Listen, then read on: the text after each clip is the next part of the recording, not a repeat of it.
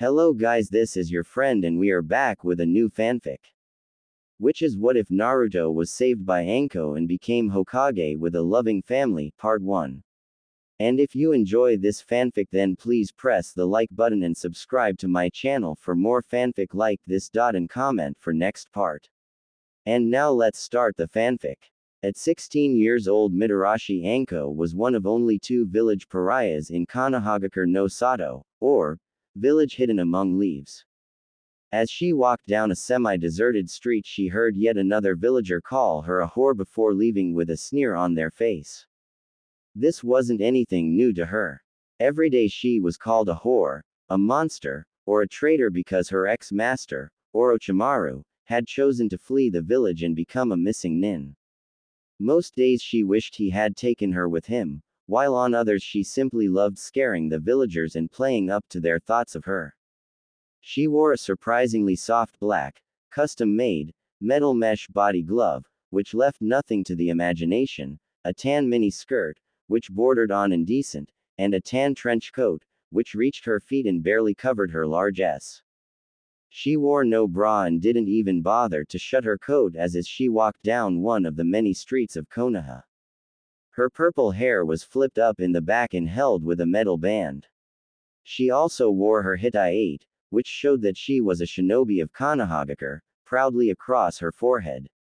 Aside from this she only wore a pair of silver metal shin guards and a pair of black combat boots. All in all her appearance led people to believe she really was a whore even when she had done nothing to earn the title. As yet another person glared at her before walking away, she couldn't help but let her mask fall for a split second.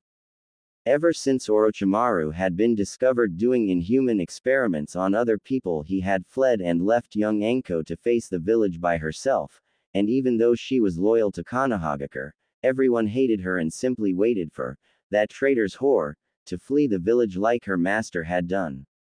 So to make it through the day she was forced to wear a fake smile as she walked through the village. The only real smile she ever offered was when she scared the villagers badly enough, or the sadistic smirk she often wore during the times she was called in to work on a friend of the villages. Unlike the second pariah, Anko was a full-trained shinobi and held the title of Tokubetsu Junin, Special Junin, for her skills in torture, interrogation, and poison use, so most of the villagers were too scared to ever try to attack her. The very few times they had tried she had killed. Many of them were killed because Mitarashi Anko is a sadist and enjoys inflicting pain on others and messing with their minds, while still others were killed for something they said or done during the fight.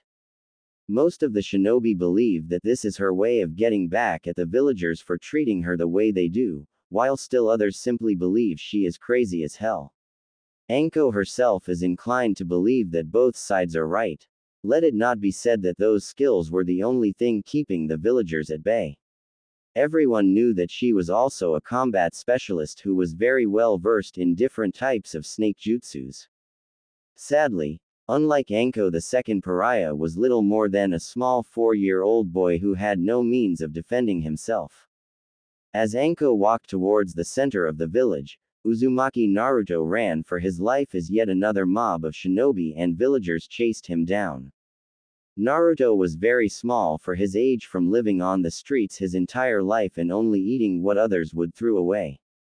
His once bright blonde hair was matted with mud and dried blood from a previous beating that he had yet to wash out, and his bright blue eyes that should have shone with a childlike glee only showed just how lonely he really was. His small bloodied feet left small patches of blood on the ground as he ran because he had never owned a pair of shoes in his life. He wore a very large shirt that was so mangled and torn that it gave Anko a run for her money on how much skin it showed. He also wore a pair of ripped shorts that were tied around his tiny waist with a long piece of rope. His only possession in the world was clutched in his right hand as he tried to outrun the angry mob. This possession meant the world to Naruto. It was a badly ripped teddy bear he had found in someone's trash. This bear was his only friend and companion. It never beat him or called him names, and for that Naruto loved it. Most parents wouldn't let their children within 20 feet of the thing as it smelled worse than anyone could possibly believe and held all sorts of bugs and mold, yet still Naruto held onto it with everything he had. As his tiny legs began to tire, Naruto felt a sharp pain as a villager reached out, grabbed hold of his hair, and snapped his head back with a hard yank. "I've got you now, you little shit," shouted the villager before he smashed his fist into Naruto's tiny face.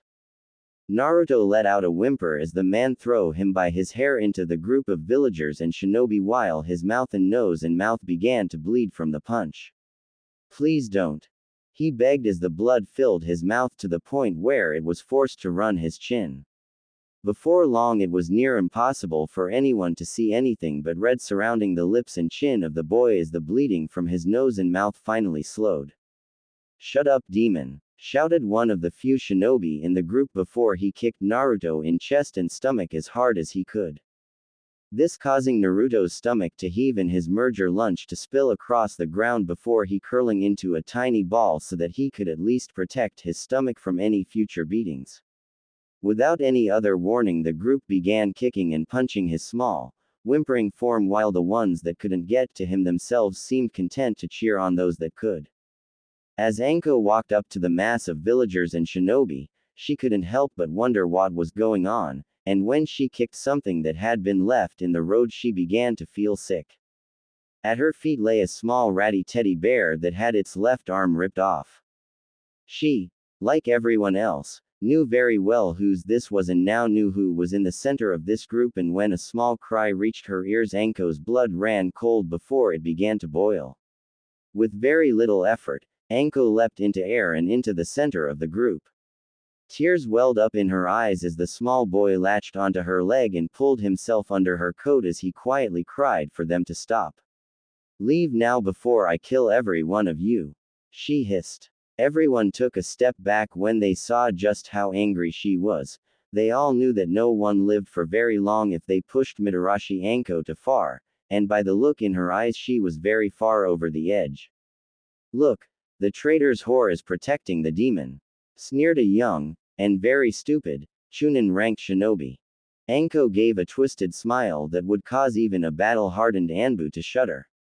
"You are going to die," she said in a creepy sing-song voice before flying through a few hand seals and shouting, "Sanejishu, hidden shadow snake hand."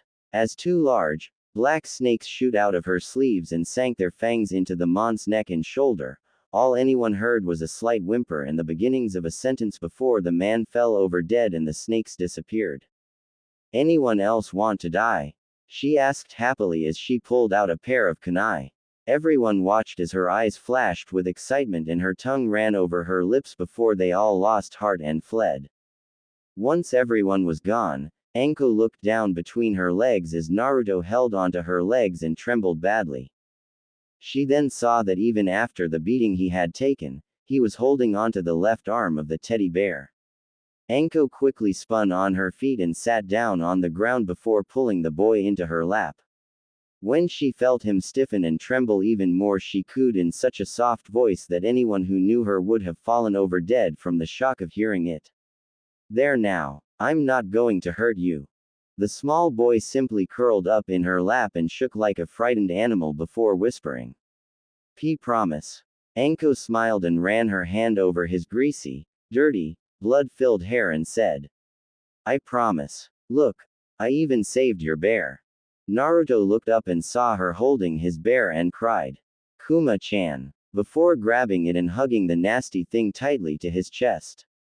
"You named your bear, bear?" asked Anko lovingly as she rubbed his back gently while inside she was amazed that all of his cuts and bruises were already healing. She figured that it had to do with the reason everyone hated him.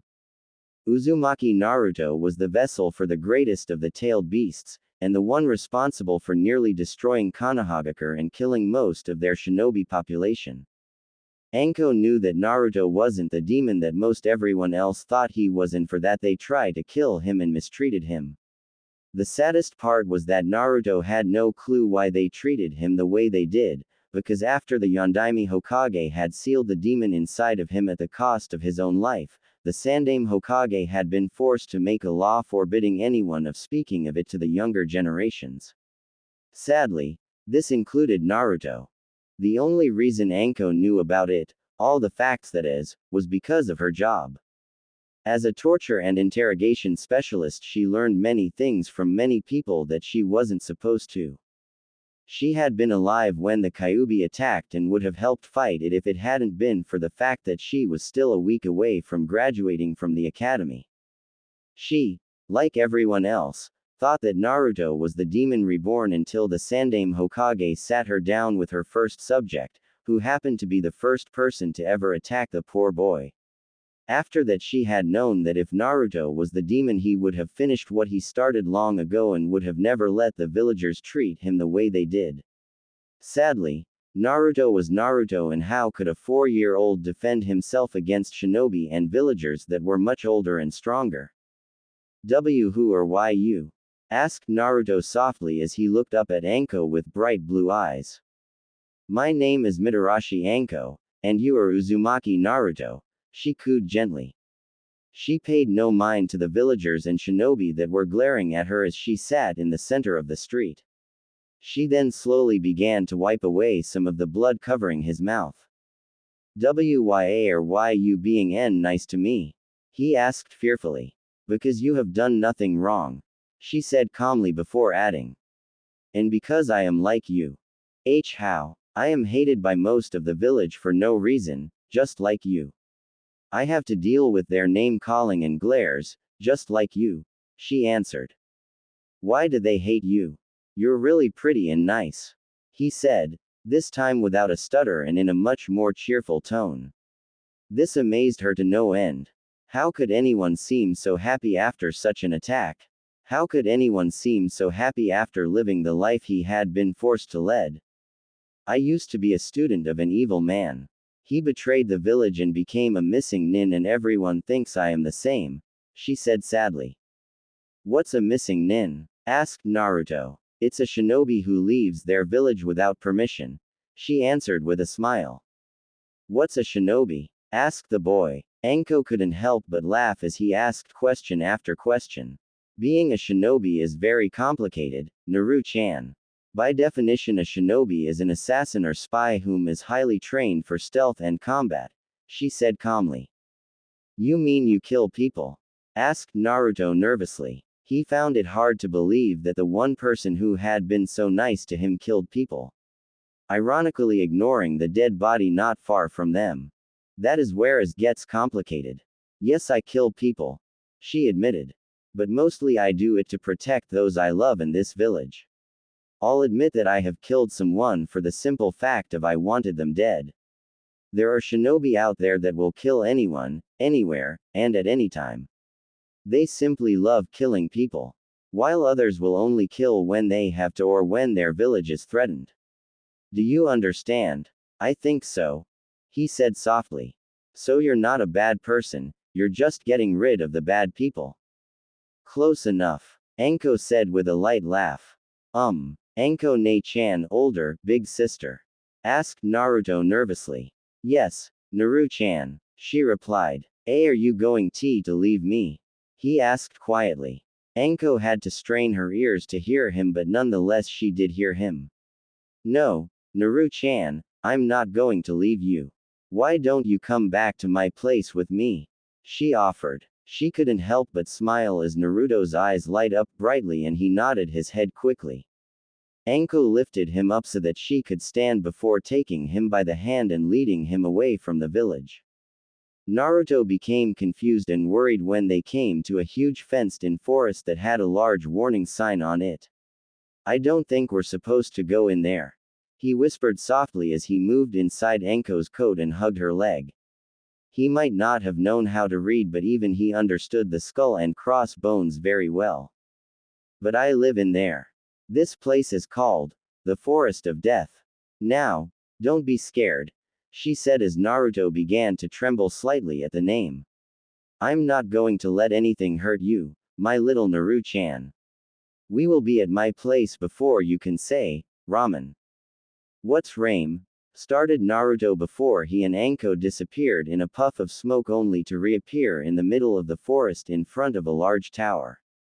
Wow! He cried excitedly as he looked around them and saw that they weren't where they were. How did you do that? He asked. That was a ninjutsu called Shunshin no Jutsu, body flicker technique. You learn it once you earn the rank of Chunin, but if you're good then I'll teach it to you sooner. She offered as she led a now bouncing Naruto into the tower and up to her floor. Anko was the only one who actually lived, or wanted to live, there, so the Sandaime Hokage had given her her own floor towards the top of the tower to turn into an apartment after her parents died. This, along with the training rooms and forest, meant that Anko had a very isolated place to live and train while not having to suffer because of the isolation. Does anyone else live here?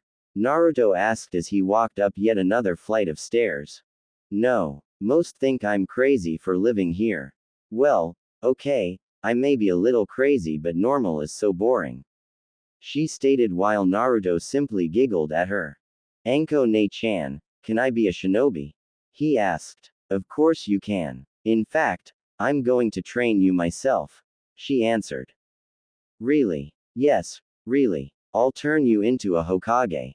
What's a Hokage? Asked Naruto. A Hokage is the strongest shinobi in the village. They control all of the other shinobi and send us out on mission and such. The Sandaime Hokage is a very nice man. I'll take you to meet him soon. She explained. Oh, well, I'm going to be the greatest Hokage ever. He vowed as he pumped his tiny fist and bear into the air. Big words coming from someone with a teddy bear, teased Anko. Shut up, Anko ne-chan.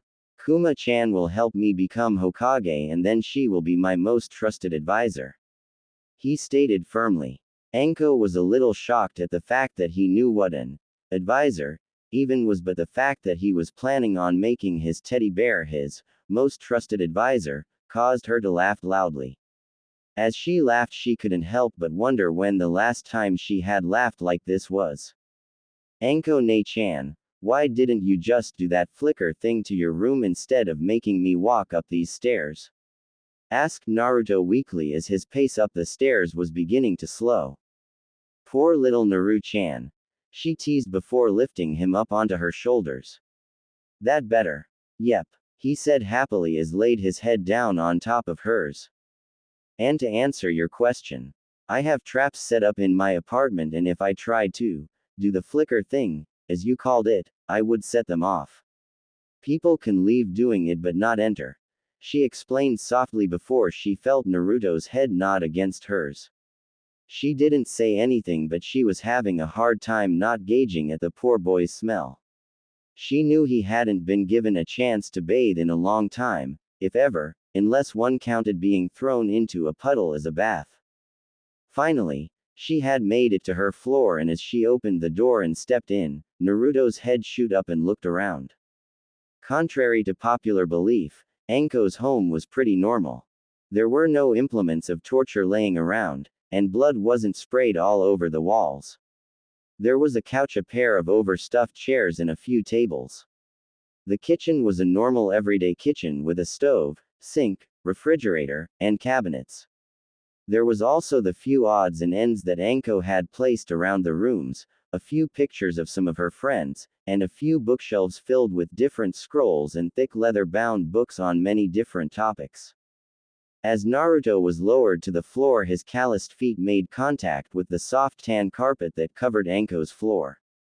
This feeling was amazing to him as he was used to walking over rocks and glass in his bare feet. Anko noticed the dreamy smile on his face as he wiggled his toes in her carpet and couldn't help but give a dark, humorless laugh. The poor thing probably thinks that carpet is Kami's gift to man. She thought as the boy squatted down and ran his fingers over the soft material. Naru-chan, how would you like a bath? She offered. Do I smell? He asked softly as he hung his head and looked at the carpet. Yes you do, but it's not your fault. Why don't you come with me and we'll get you cleaned up? She said gently as she reached her hat out for him to take. Naruto simply nodded his head and took her hand before he was led down a small hallway and into one of the 4 doorways which turned out to be a bathroom. As he looked around, he saw a very large bathtub in one corner of the room and a small shower in another. There was also a sink with a very large countertop and a huge mirror on the wall and a toilet. Like the other rooms, this one was also filled with some of Anko's personal items as well as a lot of candles. As she started to run the water in the bathtub, Anko turned to Naruto and found him looking around the room with the same wonder written across his face that he had in the other rooms. "Now, do you think you can wash yourself?" she asked calmly while inside she was hoping he could. She was only 16 years old and it seemed like she had just became a Ka-san mother, and when Naruto shifted uncomfortably she sighed and said, "Come here." Naruto walked up to her and soon found himself standing in front of his new Ne-chan. She then lifted him up and placed him into the warm water. Naruto sighed happily as the warm water began to wash away the caked-on dirt and blood from his body. As she began to scrub the boy, she couldn't help but say, "I swear you have more dirt on you than any Iwa nin I've ever met." "What's a Iwa nin?" asked the boy before he was dipped under the water. Iwa is a shortened name for Iwagakure no Sato, or village hidden among rocks.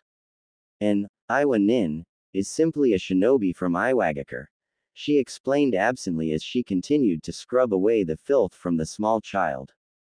"Where's that?" asked the inquisitive blonde. "It's in Earth Country. Iwagakure is one of the 5 great shinobi villages. They specialize in earth-based jutsus. In the past we have had many wars with them, and in one of those wars is when the Yondaime Hokage gained the name, the Yellow Flash of Konoha," she stated proudly as she began to wash his hair for what seemed like the 100th time. She was amazed and disgusted by the amount of dirt and blood the boy's hair held, and each time she washed it, it seemed to get longer and longer. Most of the hair was still matted down and it was already down to his neck. "Anko Ne-chan. Yes. Can I stay with you?" asked the boy pleadingly. "We'll see, Naru-chan," she said softly. It took 2 hours and 10 different baths before Naruto was finally clean, but now that he felt better than he ever had in his short life, and it showed as he smiled brightly at his Ne-chan, as she dried him with a large fluffy towel before exiting the room for a moment. She returned shortly after with one of her old shirts, which seemed to be very old since it looked no different than any other shirt a villager would wear and didn't show any unnecessary skin. As she slipped the white button-up shirt over his head, she pulled his tiny arms through the sleeves and watched in amusement as it fell down to his ankles. "Come with me," she said as she took him by the hand and led him into her bedroom. This room, like the others, would have shocked anyone. It was painted in a light blue color, as opposed to the white paint of the rest of the apartment, and contained a large bed, a dresser, and a large closet where Naruto noticed there were many metal mesh body gloves hanging up. "Come on, Naru-chan," Anko said softly as she gently tugged his arm before leading him over to the bed. Anko slid into her bed and sat up against the headboard as she lifted Naruto up into the bed and sat him down in between her legs, facing out. Reaching to her bedside table, Anko grabbed a brush and began brushing his hair, which now fell to the middle of his back and was as bright a yellow as any flower she had ever seen. It took a long time before she was able to brush out all the knots and tangles, but when she was done she started to feel envious of the small boy's hair. "Done," she said happily as she slid down in her bed and pulled Naruto into her arms. "Thank you, Ne-chan," Naruto said softly as he fell asleep. "You're welcome, Naru-chan," she said to the sleeping boy before closing her eyes and falling asleep herself while holding Naruto tightly to her chest. As the sunlight poured into her room, Anko was woken by the sound of Naruto's soft snores from underneath her coat. Normally she would have taken it off, but last night she had been tired and fell asleep in it. She gave a light chuckle as the demon vessel snuggled in even closer to her and resumed snoring. "What am I going to do?" she asked herself as she laid in bed and thought about Naruto.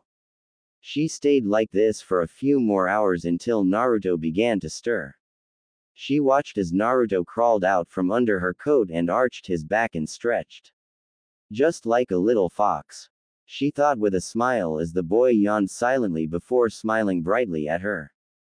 Morning, Anko Ne-chan. He said happily. Good morning, Naru-chan.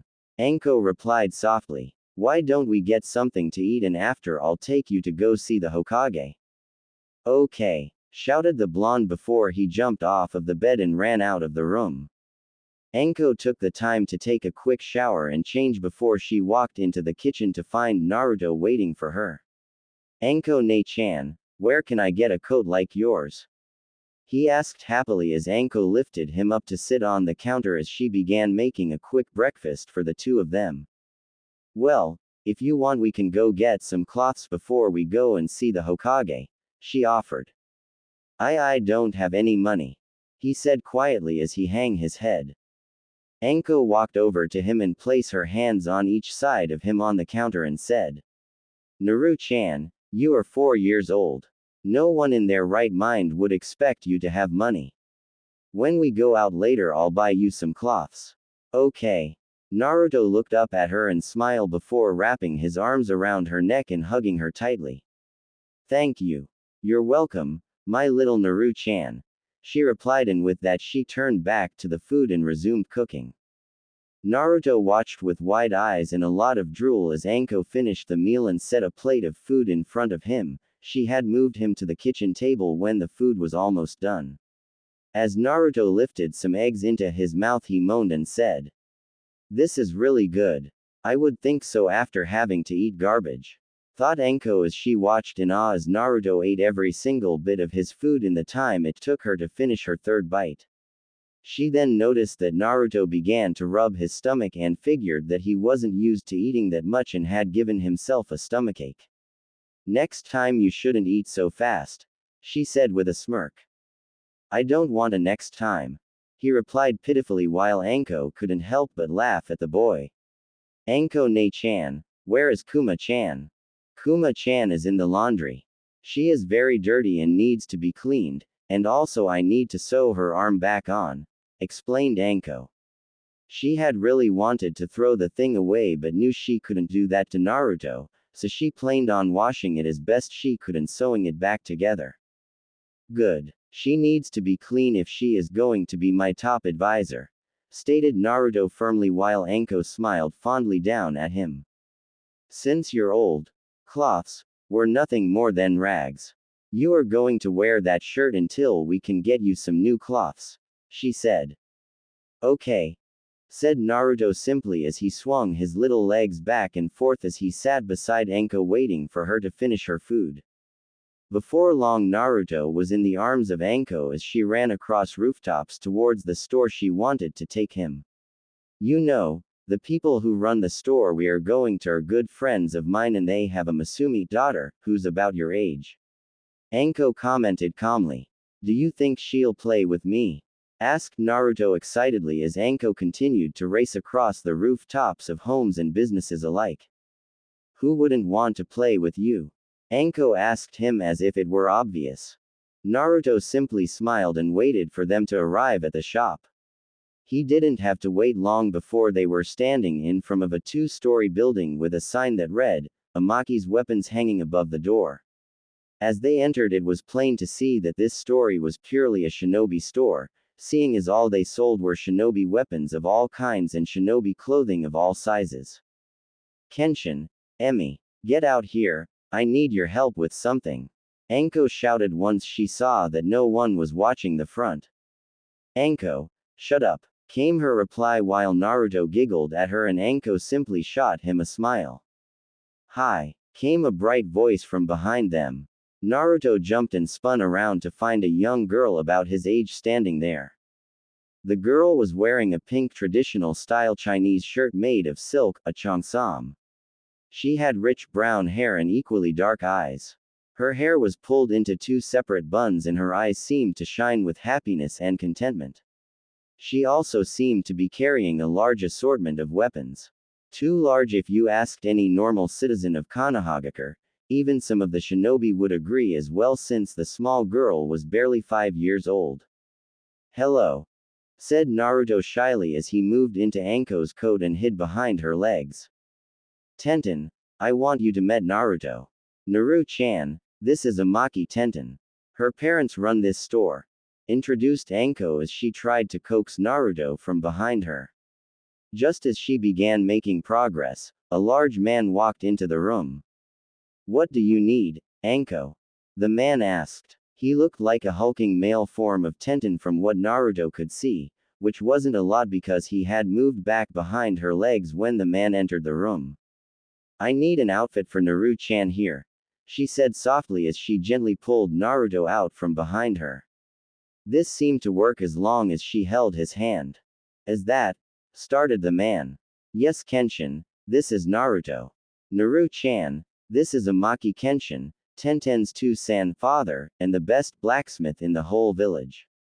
His Okusan wife, when referring to someone else's, Emi used to babysit me and when my parents died she became a very good friend, said Anko. Naruto looked at the tall muscular man and said, Hello. Well Naruto, what kind of cloths are you wanting? Kenshin asked. Naruto smiled and pointed at Anko before saying, I want to look like Anko Ne-chan. You can't wear a skirt silly, said Tenten with a giggle. I didn't mean that. I want pants but the rest like hers, he said with a faint blush. Why would anyone want to look like Anko? Asked a brown-haired woman as she walked into the room and smiled at Anko and Naruto. Because Anko Ne-chan is the greatest shinobi ever. Plus she's really pretty, said Naruto loudly while Anko patted him on the head fondly. She was happy to see that he was opening up more to people. The woman looked at Naruto for a few moments before looking back at Anko and asking, How much did you pay him to say that? Anko growled and said, Shut up, Emi. Well, let's get you dressed, said Emi as she and Anko took Naruto by the hand and began to shuffle through the stacks of cloths. They soon found that when Naruto had said that he wanted to look like Anko, he meant it. Every article of clothing had to match hers exactly or he wouldn't touch it. Before long Naruto was wearing a pair of very baggy tan pants with more pockets on them than he knew what to do with, a pair of black combat boots, a black metal mesh shirt, a pair of silver metal shin guards, and a long tan-colored trench coat, which was easily his favorite part. The last thing they did was tie his hair back into a low ponytail. The only thing missing was for him to get a forehead protector but that would have to wait until he became a genin. They also told him that he would have to cut his hair to look like Anko but he said, quite loudly, that he was fine with that if it made him look more like his, Ne-chan. There. Now you look just like you, Ne-chan, said Emi happily while Anko and Naruto smiled brightly at that. Ever since they had met yesterday, both of them had smiled more in the short time they had known each other than they had in their life before they met. Now, why don't you go find Tenten-chan and play while I talk to Anko? Naruto nodded before hugging Anko once more and running off to find the small girl. How did this happen? Asked Kenshin as he brought in a large bottle of sake and 3 small dishes. At the thought of the memory, Anko quickly downed 2 dishes full of sake. That bad? Asked Emi softly. Worse. I found him in the middle of another mob getting kicked and punched. When I finally chased everyone away he was covered in blood, bruises, and cuts. If any good came from him being a vessel it's the fact that he heals very quickly. After I spoke with him for a bit, I took him back to my place and spent around 2 hours washing him. He had dirt and blood everywhere from Kami knows when. You should have seen his face when he first stepped foot on my carpet, said Anko with a sad, humorless laugh towards the end. I swear he must have thought that it was the greatest thing ever. Then there is Kuma-chan. Kuma-chan? Asked Kenshin. His teddy bear. She replied. He named his teddy bear, Bear. Asked Emi with a smile. That's what I asked, but Kuma-chan isn't just any bear. She is going to be his most trusted advisor when he becomes Hokage. said Anko before the three of them burst into peals of laughter. Meanwhile, Tenten was outside teaching Naruto how to throw a kunai. Now pull it your arm back, good. Now throw it as hard as you can and try and hit the red dot, she advised as she pointed across the yard at a row of humanoid dummies. Naruto looked at the practice dummy and saw the red dot right between his eyes. He simply stared at it for a few more moments before launching the kunai as hard as he could at the dummy, and as it hit home, Naruto and Tenten were shocked that it tore right through the bullseye and out the other side of the dummy's head. Wow, whispered Tenten in awe. That was so cool, Naruto shouted excitedly. From there, Tenten and Naruto began to let loose a hail of kunai and shuriken upon the poor defenseless dummies. Naruto found that he could throw up to 5 kunai and have them all hit dead center while 9 out of 10 at least hit the target. He wasn't anywhere near as good with a shuriken, but he didn't let that stop him from trying. You're a natural with projectile weapons. You have to come over some more and play with me, Tenten pleaded as they walked back inside. I will if you really want me to, said Naruto shyly. You bet I do. None of my friends like weapons very much, so it's nice to have one that does, she said happily. Plus, when we get older, me and you can spar all the time. Okay, he replied softly as the two walked up to the 3 older people. Did you have fun? Asked Anko as she pulled Naruto into her lap. Yes, we practiced throwing shuriken and kunai, he answered with a smile. Is he any good? Kenshin asked his daughter. He's amazing. His very first throw with a kunai hit the dummy right between the eyes and went all the way through its head, she explained happily while Kenshin, Anko, and Emi looked at a now blushing Naruto in shock. Can you do it again? Asked Anko. Naruto hopped down from her lap, took hold of her hand, and drug her to Tenten's backyard where the training dummies were set up. As Naruto walked off the distance he wanted, the other 4 stood back and watched him. Finally, Naruto reached a distance he was comfortable with and pulled out a kunai that Tenten had given him before turning and facing the dummy. Naruto stared the dummy between the eyes just like he had done the first time before throwing the kunai as hard as he could. The 3 older shinobi watched the kunai rip through the dummy's skull and out the other side before they finally let their jaws drop. They were amazed with the fact that he was so accurate yet so powerful with his throws. Tenten of course simply cheered her new friend on like she had done before.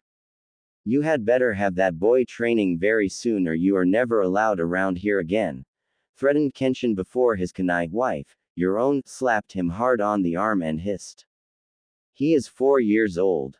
Let him have a childhood, and if he wants to train then fine. He wants to be a shinobi.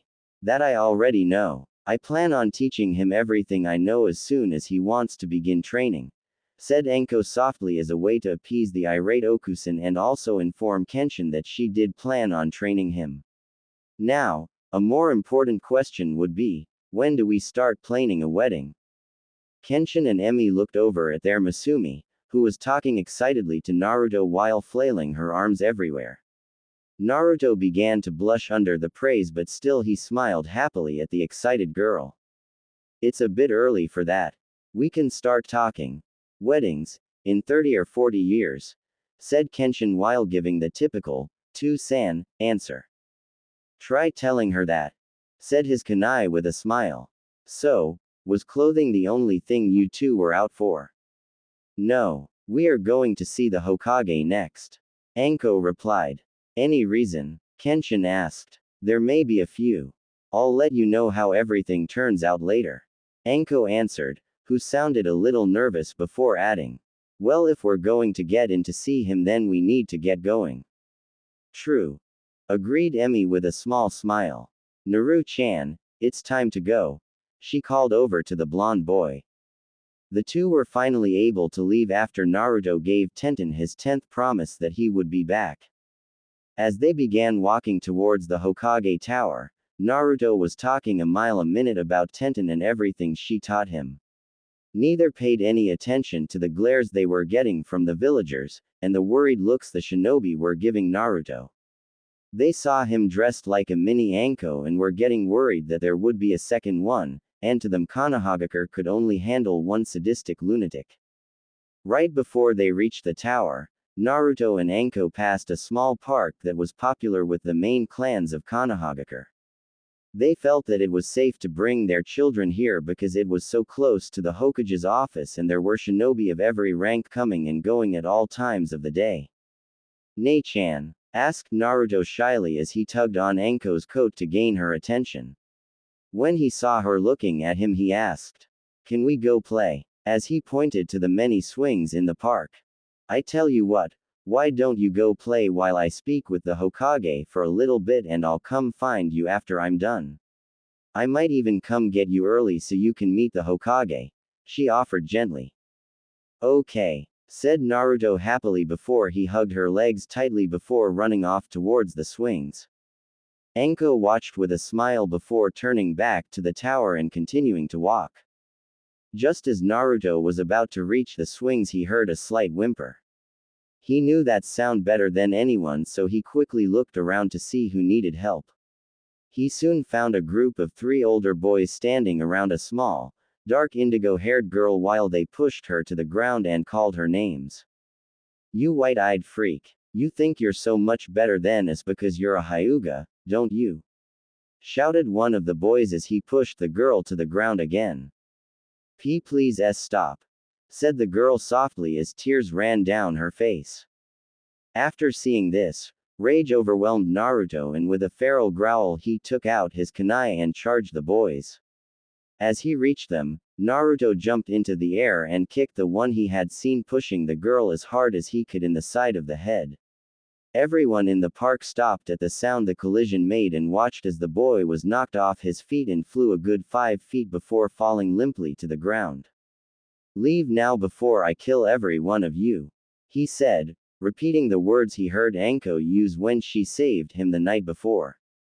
By now the boy he had kicked had finally regained his feet and was stalking towards Naruto. Seeing their friend back on his feet seemed to give the other 2 added courage so they too moved towards Naruto. As the first boy tried to punch him, Naruto dodged to the side and slammed his kunai into the back of his hand. This shocked everyone around them. They had just seen a 4-year-old boy shove a kunai through the older boy's hand without even blinking. "I told you to leave," hissed Naruto as he ripped his kunai out of the boy's hand. "Why you? Get him," ordered the boy as he cradled his bleeding hand against his chest. The other kids in the playground, and a few adults, watched as the 2 other older boys moved towards Naruto, but the blonde boy never gave them a chance. With 2 swift kicks to a very sensitive area, the boys collapsed to the ground and cried.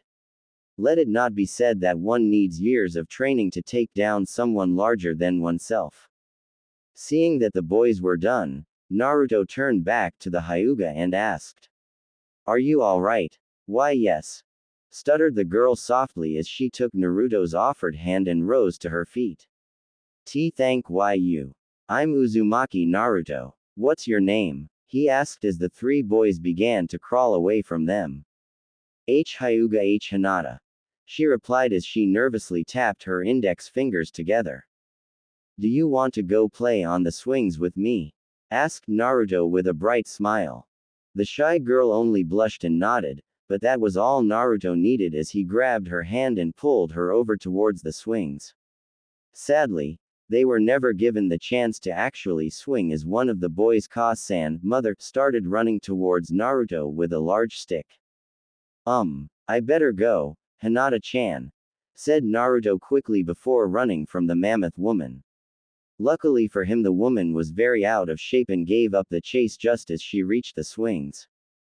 As Naruto ran towards the Hokage's office as fast as he couldn't help but wonder if the pear-eyed girl would ever play with him again. Any further thought was interrupted as he rounded a corner and headed straight into a smirking Anko.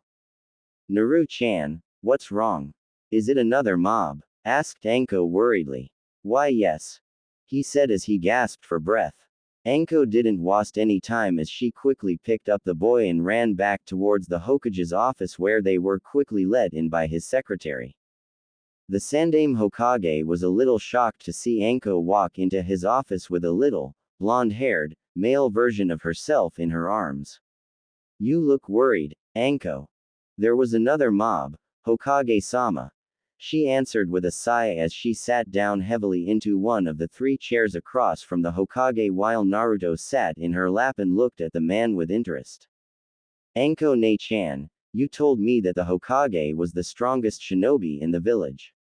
This guy is so old, he said finally after staring at the man for a few moments.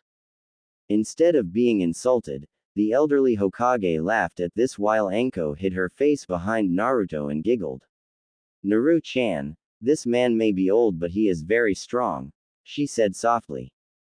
Naruto stood up in her lap and pointed at the Hokage and shouted. Okay Jii-san. When I grow up I'm going to be the Hokage and when I do I'm going to send you to a old people's home. At this declaration the Hokage smiled at the boy and said, when you're ready to take the title of Hokage, from me then I'll give it to you without any hassle. Now, Naruto, do you like staying with Anko? Naruto sat back down and looked at Anko for a moment before saying. She's my Ne-chan. I love staying with her. Naruto, how would you like to live with her from now on? Asked the old man. Can I really? Asked Naruto as hope shined brightly in his bright blue eyes. Anko wishes to adopt you, answered the Hokage. At this, Naruto jumped to his feet and threw his arms around Anko's neck and began to cry. Anko smiled happily and wrapped her arms around his tiny waist and hugged him tightly. So is that a yes? She whispered. Why yes? He said as he wiped his runny nose on his coat sleeve. Will you be my Ne-chan, still, or will you be my Ka-chan, like mother but less formal, think mommy? Ne-chan, Ka-san, makes me sound old, said Anko as she scrunched up her nose at the thought of being old. Will me name change? He asked. Only if you wanted to. Would you rather be Uzumaki Naruto or Mitarashi Naruto? She asked calmly while inside she knew which one she wanted him to pick. I want to be Mitarashi Naruto. He shouted excitedly while Anko smiled happily at his choice. Before they could do anything else, a familiar mammoth of a woman stormed into the office as she drug her Masuko-san in behind her, ignoring the shouting guards and secretary. The woman stormed right up to the Hokage's desk and shouted, I demand that you do something about that thing right this minute. The Hokage must have gotten this a lot because all he did was sit back in his seat, entwine his fingers in front of his chin, and asked in a calm voice. May I ask what he has done? That little monster stabbed my baby boy with a kunai for no reason. Shouted the woman. And when I tried to catch him he ran off. At this Anko looked at Naruto, who was standing in the chair with his arms wrapped around her neck, and said. I thought you said there was a mob. Naruto snickered a little and whispered loudly. I thought you said, blob. This got a laugh out of Anko and the corners of the Hokage's mouth to twitch. Naruto, why did you stab this young man? Asked the Hokage. He was being mean to Hinata-chan. Accused Naruto. You little liar. My Masuko told me he was playing quietly with his friends when you ran up and stabbed him. The woman yelled. By now Anko had had enough of the woman's shrill voice so she said. If you don't shut up or at the very least speak in a normal tone, I will slit your throat. The woman blanched before she sat down quietly in the chair furthest from Anko. Miss, I happen to know what happened at the park because I have Anbu watching it at all times, said the Hokage calmly while the boy paled and started looking nervous. I happen to know that your Masuko and 2 of his friends were bullying Hyuga Hinata before Naruto showed up. After he told them to leave your Masuko attacked him. Good job, by the way, whispered Anko with a sadistic smirk. Thanks, Naruto whispered back. And while Naruto might have held off on stabbing the boy, he did nothing wrong, finished the Hokage. The boy's Ka-san shot her Masuko a look that made him sink into his chair even further before turning back to the Hokage and saying. Please excuse me, Hokage-sama. She then stood and dragged her Masuko out of the office by his cut hand. As the doors shut, the Hokage sighed and shook his head. Naruto, I did see the fight and I was wondering if you would like to enter the academy early. Naruto's eyes light up with excitement, but Anko quickly stepped in and said, "No thank you." "But why?" whined Naruto. "Don't whine, Naru-chan," Anko said softly. "And I want to take you on as an apprentice until you graduate. This way you can go to the academy like you normally would, but you would be my student until you become a genin." "Can we start now?" asked Naruto as he jumped up and down in the chair. "As soon as you want," she answered. "Now, go wait for me out front." Naruto hugged her before running out of the office. "Are you sure this is what you want?" asked the Hokage as he handed Anko the adoption papers and a second stack of papers to make him her apprentice. "Yes. He needs someone as much as I do," she said softly as she started signing the papers. "Besides, you saw the way he was dressed. He wouldn't even touch anything if it didn't match my cloths, and as for teaching him, my style is a very demanding style to learn, but I think he will really excel at it." "Are you going to teach him everything?" he asked calmly. "As his master, mistress, whatever, I can teach him anything I feel he should learn," she said a little defensively. "Anko, I didn't mean it like that," said the Hokage with a small smile. "I meant, are you going to teach him jutsus well past genin and academy level? Also, you would be his mistress." "Sorry," she said sheepishly. The Hokage was one of the only people who was ever kind to her, so she had the utmost respect for him. "To answer your question, yes, I plan on teaching him as fast as he can learn, and I don't plan on holding anything back because of age or rank." "Could this be because you want him to excel at the academy?" asked the Hokage teasingly while Anko's cheeks flushed a little. "Maybe a little. He will be in a class with many of the heirs and heiresses of the major clans. If I don't teach him, then he will be going into the academy at a disadvantage," she explained while the Hokage nodded his head and agreed with her reasoning. "Also, he would suffer without anyone around to help him." "I understand, Anko, and if you need anything, don't hesitate to ask," said the kind, elderly Hokage. "Then I'll be looking for you when I need a babysitter," she joked as she finished signing the papers and left the office of a now slightly worried Hokage. As she exited the tower, Anko found her new tuto, younger, little brother, outside pretending to be in the middle of a large battlefield. She couldn't help but laugh when Naruto was killed. "You know, most kids imagine themselves as the hero, but you have yourself dying early in the battle," she teased as Naruto jumped to his feet and ran up to her smiling. "But I was fighting off an army of evil Hokages," he stated as Anko took his hand and began walking back to their apartment. "Why were they evil?" she asked. "They kidnapped you and wouldn't give you back," he explained. "So you died trying to save me?" asked Anko as she smiled. "Of course, but once you train me to be a shinobi, I'll be able to save you and live," he said proudly. "A worthy goal," she teased as she patted him on the head fondly. As they started to walk past a small stand, an older man shouted, "Anko, when are you going to stop by again? You know we need the business." Anko smiled at the man before looking down at Naruto and asking, "Are you hungry?" When Naruto nodded his head quickly, Anko led him into the small stand and lifted him up into one of the chairs around the counter. "Tuki, you old fart, how have you been?" asked Anko while the old man smiled at her and Naruto giggled at the name. "I'm as good as can be expected, but the more important question is, who is this?" he asked as he looked down as Naruto. "It is Mitarashi Naruto, my new tuto," she said proudly. "Naruto, huh?" said the man as he studied Naruto for a few moments. "Tell me, Naruto, do you like ramen?" "What's ramen?" he asked with a confused look. The man looked about ready to have a heart attack before shouting, "Ayame! Start boiling water." He then walked away muttering things like, "Has never had ramen," and, "I'll show him."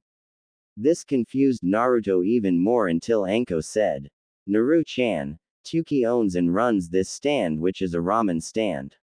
After I bugged him enough, he started making dango and sweet bean soup as well, but the man swears that ramen is the cure to all problems. His Masumi Ayame, who's about 12 years old, helps him a lot and makes very good dango, which is my favorite food along with sweet bean soup. Is ramen good? Asked Naruto. Yes, it is, and Tuki makes some of the best ramen you will ever have, she stated firmly. A few minutes later, the old man came back with a large bowl of beef ramen and a large plate filled with dango. Here you go, he said as he set the food in front of the two. Naruto stared at the bowl filled with noodles and broth before taking a tentative bite. As the noodles and broth filled his mouth, Naruto's eyes went wide before he shivered and began shoveling the food into his mouth. Anko watched and laughed as yet another person was made into a ramen addict by Tuki's ramen.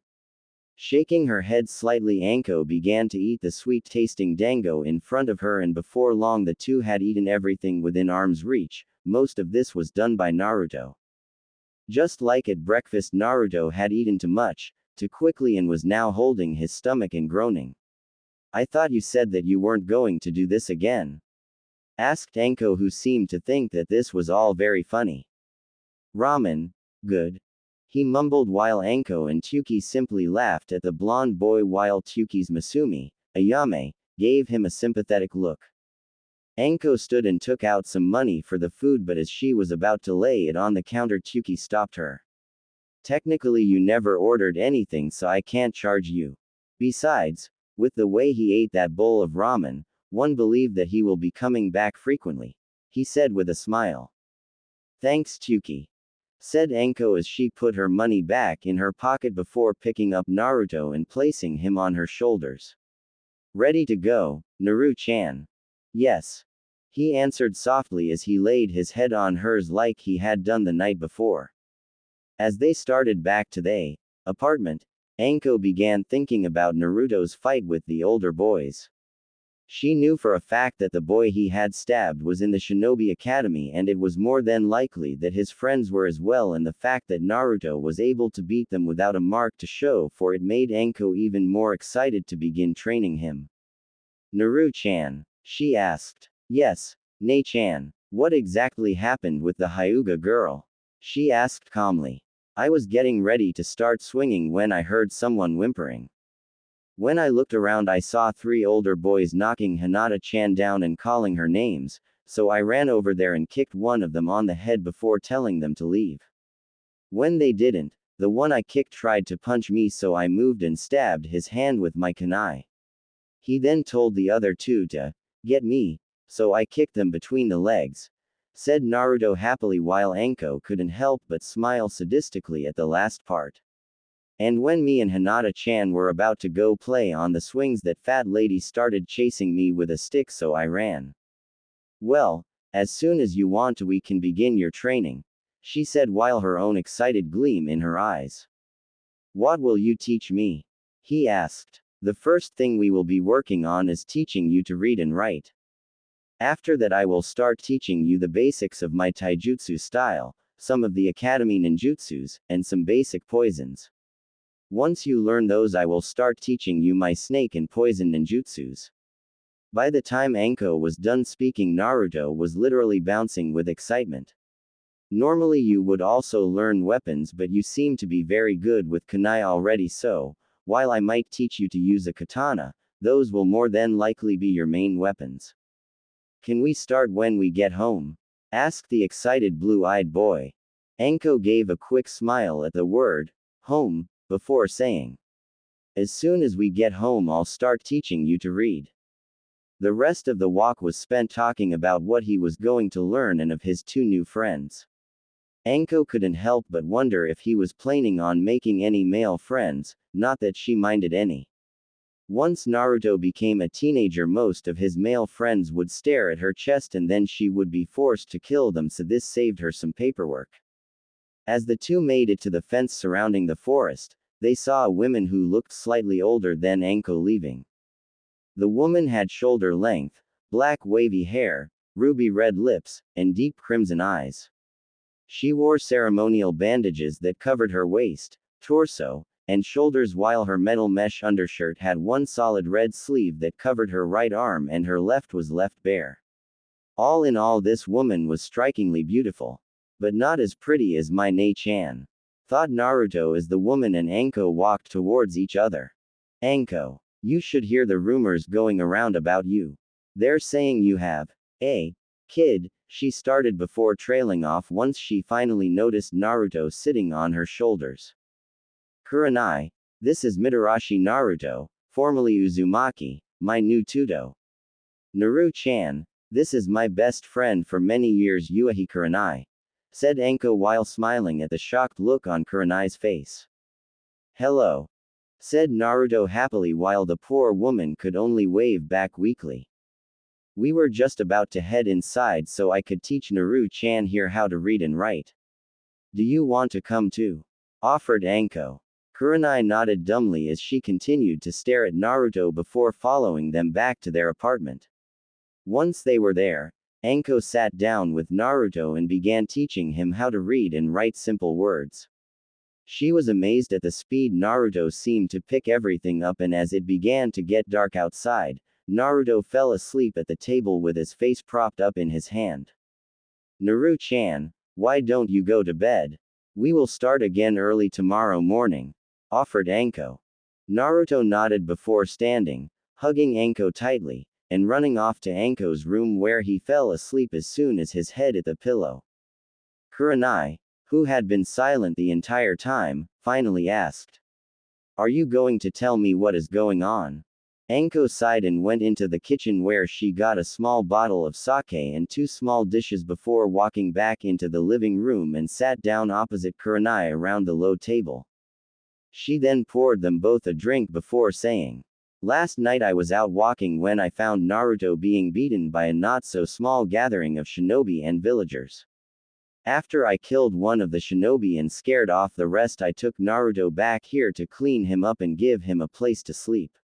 This morning I went to see the Hokage and adopted Naruto and took him on as my apprentice. It's only been 1 day and he has already caught on to my sadistic nature. What do you mean? Asked Kurenai, who had understood everything but the last part. She was also a little shocked that she had taken the small blonde as her apprentice. Anko laughed and smiled fondly at the memory before explaining. Earlier today when I went to the Hokage's office, I left Naruto at the park near there. Before he could even make it to the swings, he found a few academy boys picking on the Hyuga heiress. Naruto kicked one of them in the head before stabbing him with a kunai when he tried to punch him. He then kicked the other 2 in the balls before taking the Hyuga over to the swings to play. He was soon chased out of the park by the Ka-san of the boy he stabbed, and when I met him he said that there was a mob chasing him. Imagine my surprise when a single woman showed up with her Masuko to yell at him. When I asked him about it, he said, I thought you said blob. At the end of the story, Kurenai and Anko were both laughing loudly while Kurenai was a little worried about having another, Anko, around. Anko might have been her best friend, but even she thought that Anko was crazy as hell. Are you sure about this, Anko? Asked Kurenai seriously. Yes. Him and I both need this. Anko replied softly. Kurenai simply nodded her head. She knew how hard it was for Anko and Naruto, not from first-hand experience but from the fact that she was the only one willing to listen to Anko when she felt like talking, so she knew well everything the villagers did to her, or said to her. When it came to Uzumaki Naruto, however, she knew nothing and had struggled to keep it the way. Kurenai was not trying to be unkind or unfeeling, but she knew that it would break her heart to hear some of the things the village did to the poor boy. She knew that even Anko knew very little of his pain because she at least had a family, friends, a chance to grow up a little, whereas Naruto had been a pariah his whole life and had never had a friend or loved one to talk to until now. Well, I for one am happy for you, Kurenai stated before raising her dish in a toast to the 2 of them. Once she downed her sake, she added jokingly. But did you have to dress him like you?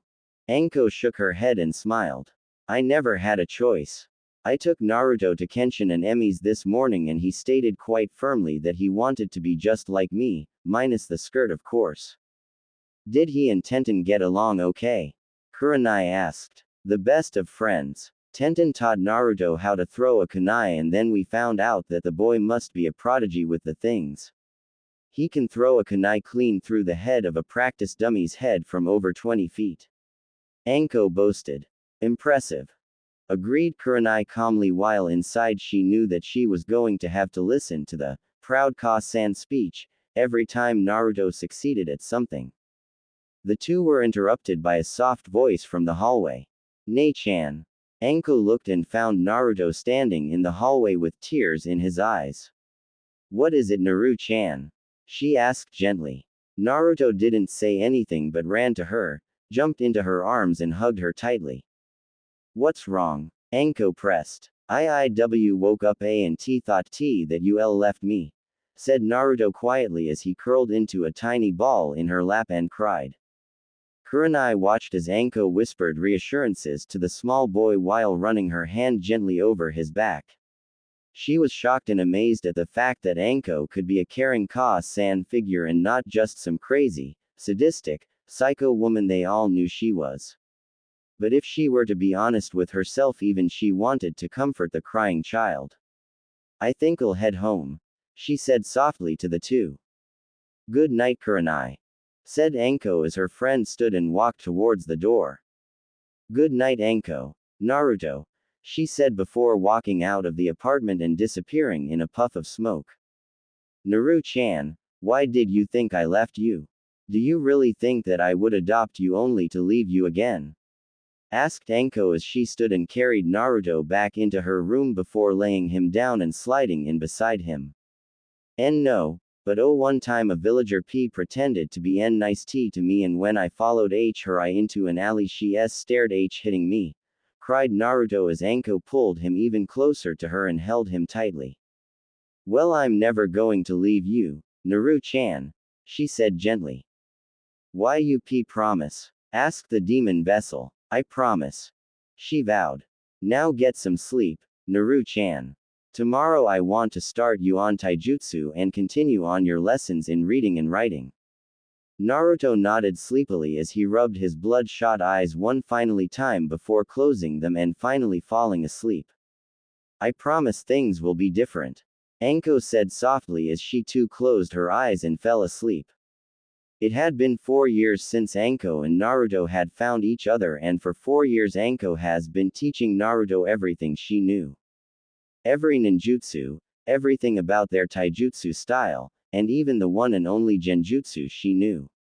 When Anko had told the Hokage that she thought that Naruto would excel at her style, she had no idea just how much of an understatement she had made. No, Naruto didn't just excel, he was a prodigy when it came to poisons and her snake jutsus. He had already learned the basics of every jutsu she knew and only had to refine what he knew to the point of mastery.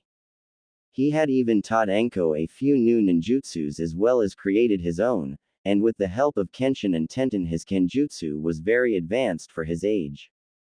Tenten was just happy to have someone to spar with at all hours of the night. This was a sort of unwritten rule for being Mitarashi Anko's apprentice.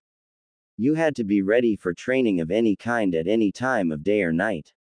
Naruto had also learned why Anko was considered a sadist when she woke him up at 3 in the morning for agility training. This consisted of Anko throwing kunai at Naruto for an entire day. Needless to say that Naruto would have made any of Tenten's practice dummies jealous with the number of kunai that were lodged in his body. The hardest thing for Anko came when Naruto turned 6 years old. This was when she believed he was ready to hear about the Kyuubi. Kyuubi no Yuko, or the nine-tailed demon fox, was the demon responsible for nearly wiping Konohagakure off the map. If it hadn't been for the Yondaime Hokage giving up his life to seal the demon away, every man, woman, and child would have been slaughtered. After flying into a rage, collapsing into tears, and not speaking for a few days, Naruto finally came to terms with his lot in life and vowed that he would become Hokage regardless of what he held inside him. He even started training harder, stating that he needed to be stronger if he was going to keep Kyuubi in its prison.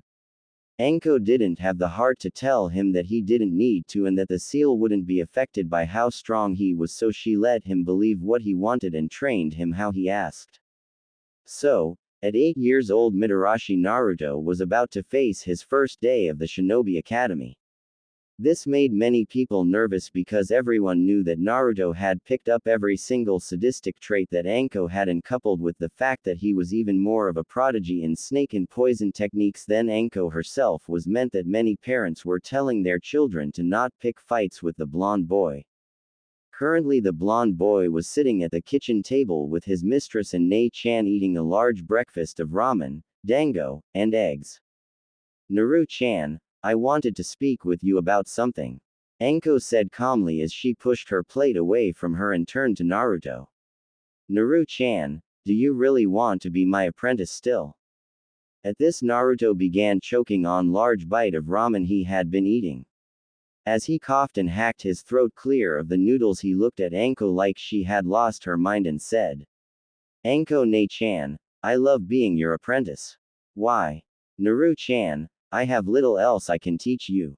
All you really need to do is refine your skills," said a now 20-year-old Anko.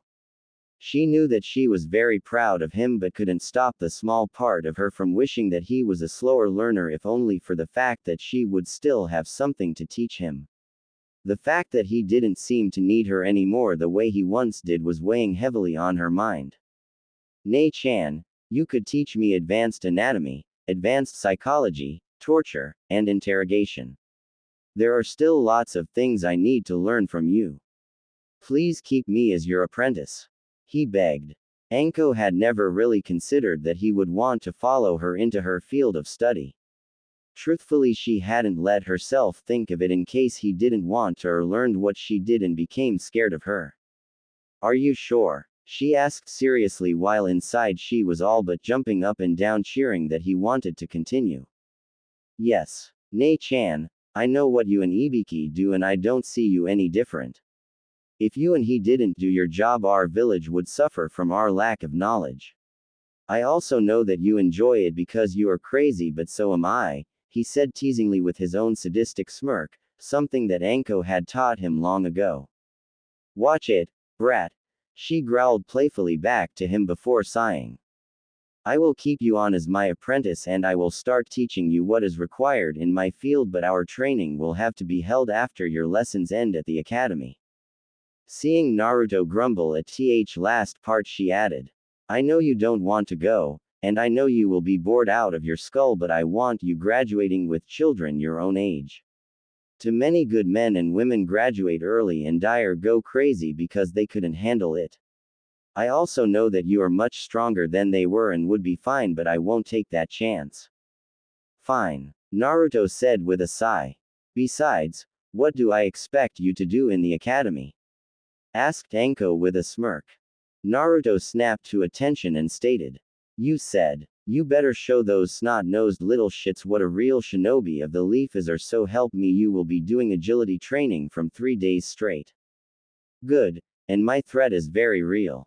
If you aren't at the top of your class in every subject, I will make your life a living hell," she said in a sickeningly sweet tone of voice which caused Naruto to shudder. "I love you too, Nei-chan," mocked Naruto. With a growl, Anko dove at Naruto and the two began one of their all-too-common mock fights. Like all the other fights, this one ended with Naruto in a headlock while Anko gave him a noogie. "Stop!" screamed Naruto as he tried to pull his head from under her arm. "Say it," she ordered. "Come on," whined Naruto. "Say it or you'll be late," she threatened. "Fine. Anko Nei-chan is the most beautiful woman in the world and I, Mitarashi Naruto, am a snot-nosed little bastard who is beyond lucky to have her as my Nei-chan," Naruto said before making mock retching noises as Anko let him go and pushed him to the ground. "I always knew you were smart," she said fondly as she started straightening his now messy blonde hair. "Now go or you'll be late. Bye," he called before disappearing in a puff of smoke. Naruto arrived just in time to scare most of the class and shock their teacher. Ignoring their looks and glares, Naruto walked down and sat beside his longtime friend Hyuga Hinata. "Hello, Hinata-chan," he whispered as the instructor resumed taking roll. I was worried when you didn't show," she said with only a slight stutter. After 4 years of being friends with a very loud Naruto and an equally loud Tenten, Hinata had gained back most of her confidence and had lost most of her stutter. "Anko ne-chan got me in another headlock," he muttered while Hinata could only giggle. Hinata knew all too well what that meant and had always thought it was funny. She was also one of the only ones that knew about Kyuubi and Naruto. Naruto had told her and Tenten after her Ka-san had passed away, giving birth to her Imouto, Hanabi. While Tenten and Hinata were shocked, they didn't really mind. In fact, it helped them both realize that their problems seemed small compared to his. Naruto had tried to tell them that their problems weren't nothing, but they just wouldn't listen to him. "Mitarashi Naruto," said their teacher with a slight wince as he read the name. "Here," supplied Naruto simply yet loudly. "Naruto, since you were late to begin with and then proceeded to talk to Hinata, you missed when I said that you were supposed to stand and tell everyone about yourself," said the teacher with an exasperated sigh. "Oh," said Naruto as he got to his feet. "As you heard, my name is Mitarashi Naruto. I was adopted when I was 4 by my ne-chan and mistress, Mitarashi Anko, who is a Tokubetsu Junin. She has been training me since I was 4 years old. I am good with poison and snake jutsus as well as my taijutsu. I enjoy spending time with my ne-chan as well as Hinata-chan, Tenten-chan, and Anko ne-chan's friends.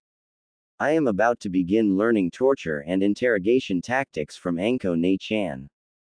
With that, Naruto sat down while most of the class looked confused by what he had said, while the rest, plus the teacher, were shocked that he had already had so much training.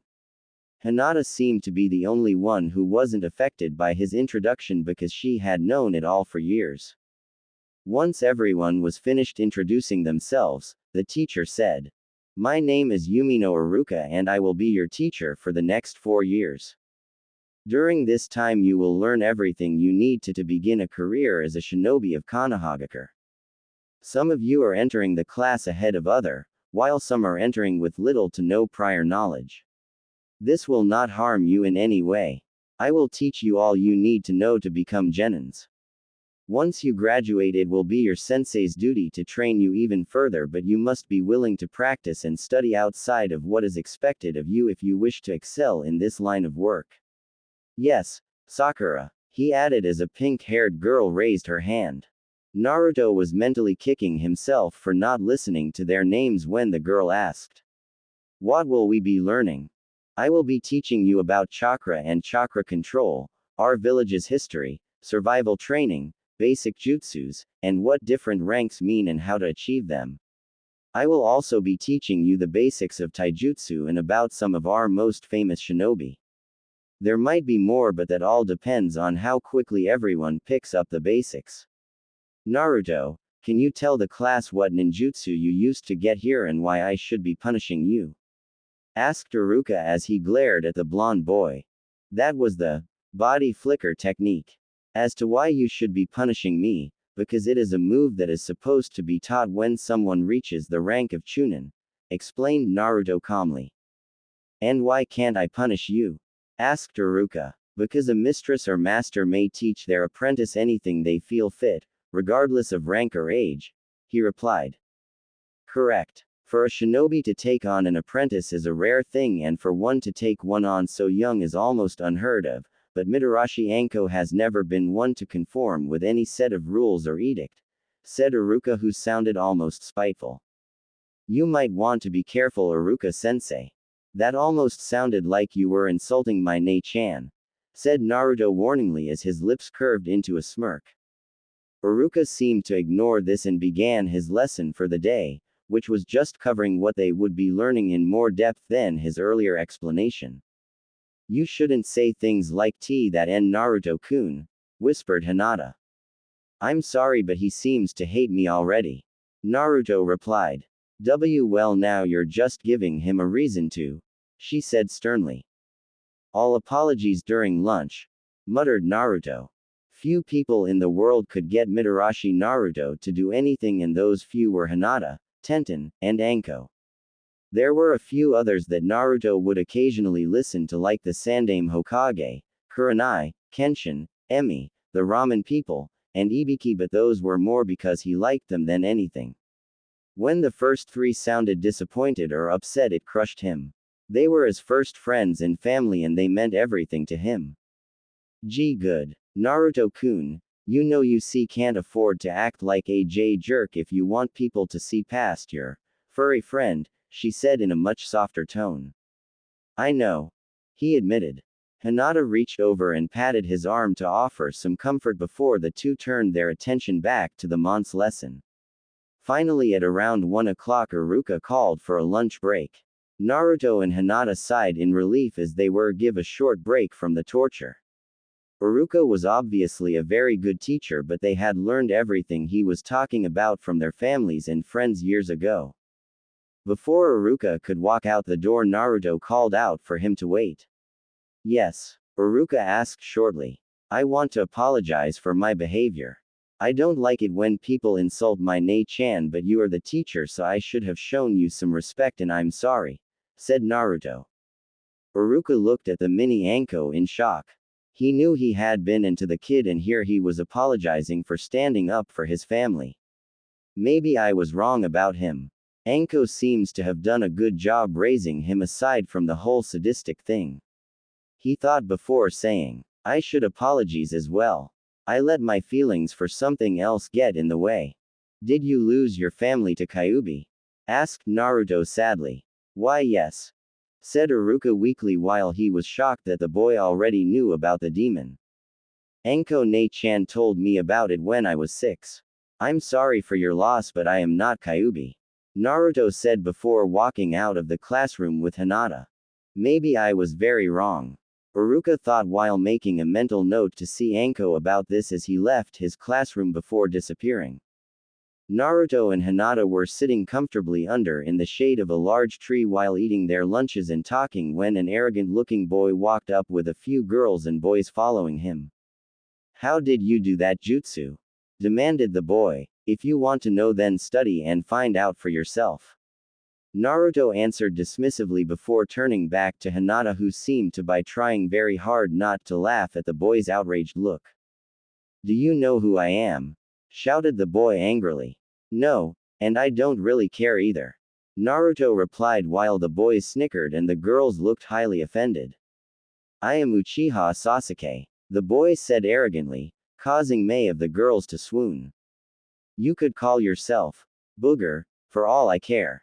I'm still not telling you, Naruto said while Hinata giggled into her hand. Now please leave. That's it. Fight me now, ordered the black-haired boy named Sasuke. Hinata-chan, asked Naruto. Gee, go ahead, she said with a sigh. Naruto stood and brushed himself off before looking at the Uchiha. The boy had black hair and eyes, a pale complexion, and what seemed like a permanent scowl on his face. He wore a blue t-shirt with the Uchiha clan symbol on the back and a pair of black shorts and shoes. Fine, I'll fight you, he said calmly before he reached inside his coat to the sides of his legs and pulled out a pair of kunai. You say when? The boy never said when, he just growled and charged Naruto. Said boy sighed, put his kunai away and said in a lazy voice. Fukumikuchi Hari. Hidden mouth needles, before he used his tongue to flip 2 needles from his mouth onto his lips. He then spat them at the charging boy, hitting him in the forehead, causing him to stop.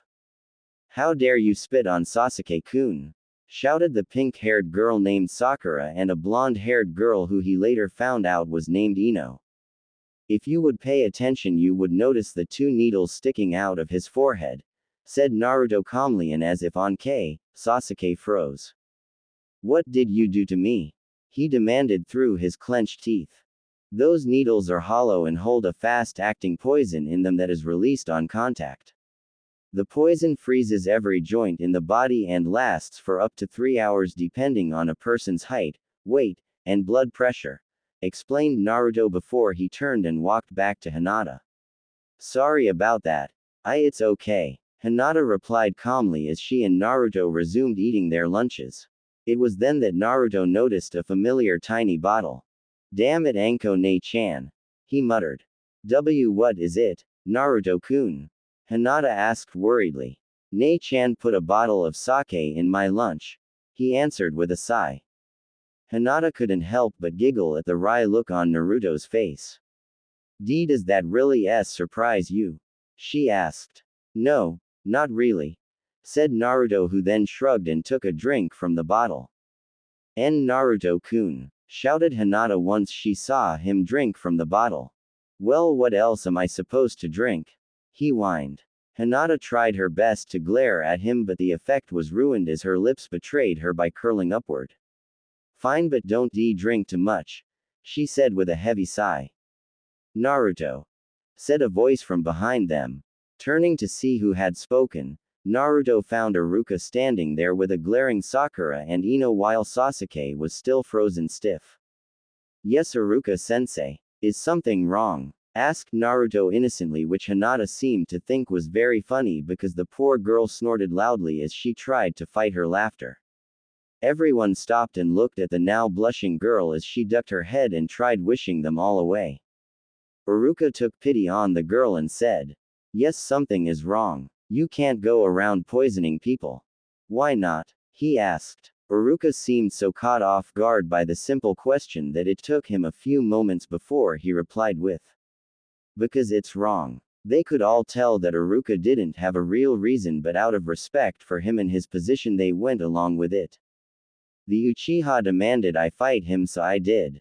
I can't be held responsible for what happens to him during a fight he started, reasoned Naruto calmly. Either way, I have to send you to the Hokage's office, said Iruka, who Naruto could tell didn't really want to do this. Now? Naruto asked. Yes. Nodding his head, Naruto turned to Hinata and gave her a helpless shrug, which she returned, before disappearing in a puff of smoke. Naruto reappeared seconds later in the office of the Sandaime Hokage. Aren't you supposed to be at the academy? Asked the elderly Hokage, who, to be quite honest, was happy for any reason to postpone doing any more paperwork. Yeah, but Iruka-sensei sent me here after I got in a fight. Well, it wasn't really a fight so much as someone tried to start a fight with me and I poisoned them, explained Naruto as he sat down in the center chair across from the old man. The Hokage sighed before walking to his door and poking his head out before saying something to his secretary. Once this was done, he walked calmly back to his desk where he sat down and leaned back in his chair. A few moments later, a smiling Anko appeared in the office. Naruto groaned and said, You called my Ne-chan. At this, the Sandaime couldn't help but smile as he motioned for Anko to sit. Young Naruto here was involved in a almost fight at the academy, he said calmly. What the hell is an almost fight? Asked Anko, who was looking at the Hokage as if he had finally become too old for his own good. Naruto, please tell her what you told me, said the Hokage. At lunch, Hinata-chan and I were eating peacefully when some arrogant mama's boy came up and demanded that I teach him the body flicker technique. I said no, so he then demanded that I fight him. I had two choices. A, beat him quickly and resume my pleasant lunch with Hinata-chan, or B, not fight him and listen to his whining for the rest of the lunch hour. Since I am here, I can imagine that you know which one I choose, explained Naruto eloquently. Nice speech. How long were you working on it? Asked Anko with a smirk. As soon as Iruka-sensei told me to come here, he admitted with a guilty smile.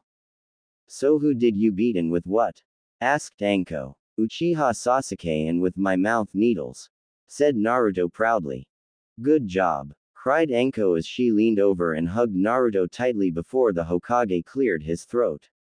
I mean, bad Naru-chan. That's a bad little fox. She chided jokingly. I'm sorry, said Naruto in a mock apologetic tone. The Hokage just sighed and shook his head. I should have known that you would be congratulated by Anko if you were sent here for fighting. Normal people would have gotten in trouble, he said lightly. Not in our family, stated Anko with a bright smile. Oh yeah, Nei-chan. Did you mean to give me a bottle of sake with my lunch? Asked Naruto calmly. I didn't notice until you were gone and by then I figured that you might want it, she answered sheepishly. You gave your 8-year-old Tuto sake? Asked the Sandame sternly. Good job. Anko muttered under her breath to a now snickering Naruto. And just where is this sake? The Hokage asked Naruto, who was now squirming uncomfortably in his seat. I drank it, he admitted. The Hokage tried to look stern but couldn't keep it up, so he sighed heavily and asked. What am I going to do with the two of you? Nothing, offered the two. Anko, go back to work. Naruto, go back to the academy and tell Iruka that you have been punished, he ordered calmly. The two looked at each other before nodding and disappearing. Each then reappeared in their respective places. In Naruto's case, he arrived startling many in the process. Sorry about that, he said sheepishly as he rubbed the back of his neck and offered them a small smile before he walked down to his seat beside Hinata. Everything taken care of? Iruka asked. Yeah, I got punished, Naruto said sadly. Iruka looked at him for a moment before snorting and turning back to his blackboard. Like I believe that, knowing Anko, she more than likely rewarded him. Although it was funny to see Sasuke stuck like that, thought Iruka as he wrote the next part of his lesson on the board. Hey, are you okay, Naruto-kun? Asked Hinata softly. Hinata-chan, you know my Nei-chan. What kind of punishment would she give me for fighting? Asked Naruto with a very slight smile. She would most likely be started Hinata before her eyes went wide and she giggled. I knew you were quick, whispered Naruto.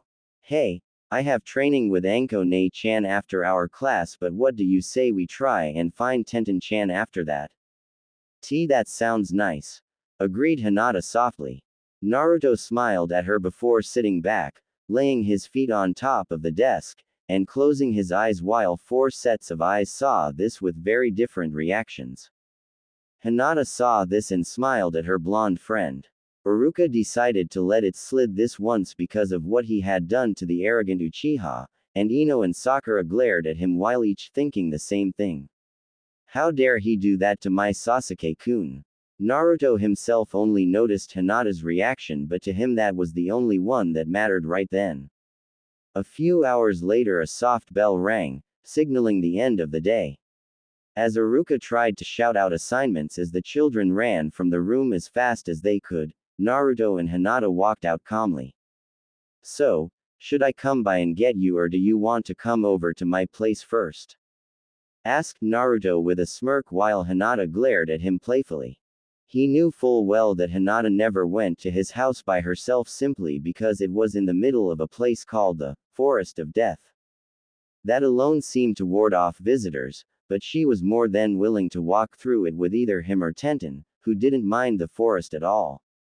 Of course, Naruto would almost always use the body flicker technique to get them there faster, even though Tenten would rant and rave for hours about how much fun they were missing. Hinata's view was that a day with limited encounters of things that could kill her was a good day. See, come pick me you up, Naruto-kun, she stated. As you command, said Naruto with a mocking bow. Why you should act like this more often, joked the pearl-eyed girl. Naruto laughed and gave Hinata a playful shove before saying, you wish.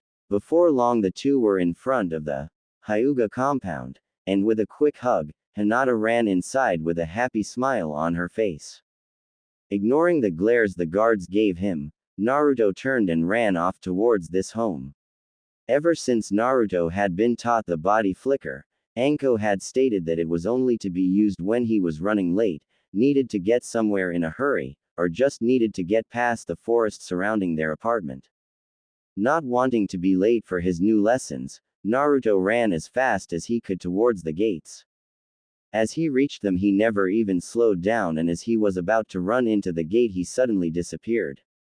What Naruto forgot was the first rule Anko had taught him when he learned the technique, which was never use it while running, because if you do, you reappear running. Normally this isn't a problem if you were reappearing in a clearing or an open street, but Naruto was reappearing right in front of their door, and with a loud thud Naruto ran face first into the wooden door. As he bounced off the door and clutched his now bleeding nose, Naruto shouted, "Damn it all to he!" before Anko opened the door. She looked down at her tuto with a sadistic smirk as she leaned against the door frame and listened to his string of swear words, all of which he learned from Anko early on in life. "You did it running, didn't you?" she asked as Naruto began wiping the blood from the now healed wound. "Shut up," he shouted as he pushed by her only to find Kurenai and Ibiki sitting in their living room laughing. "Perfect," he muttered as he walked into the kitchen to get a wet rag. "So what was that about?"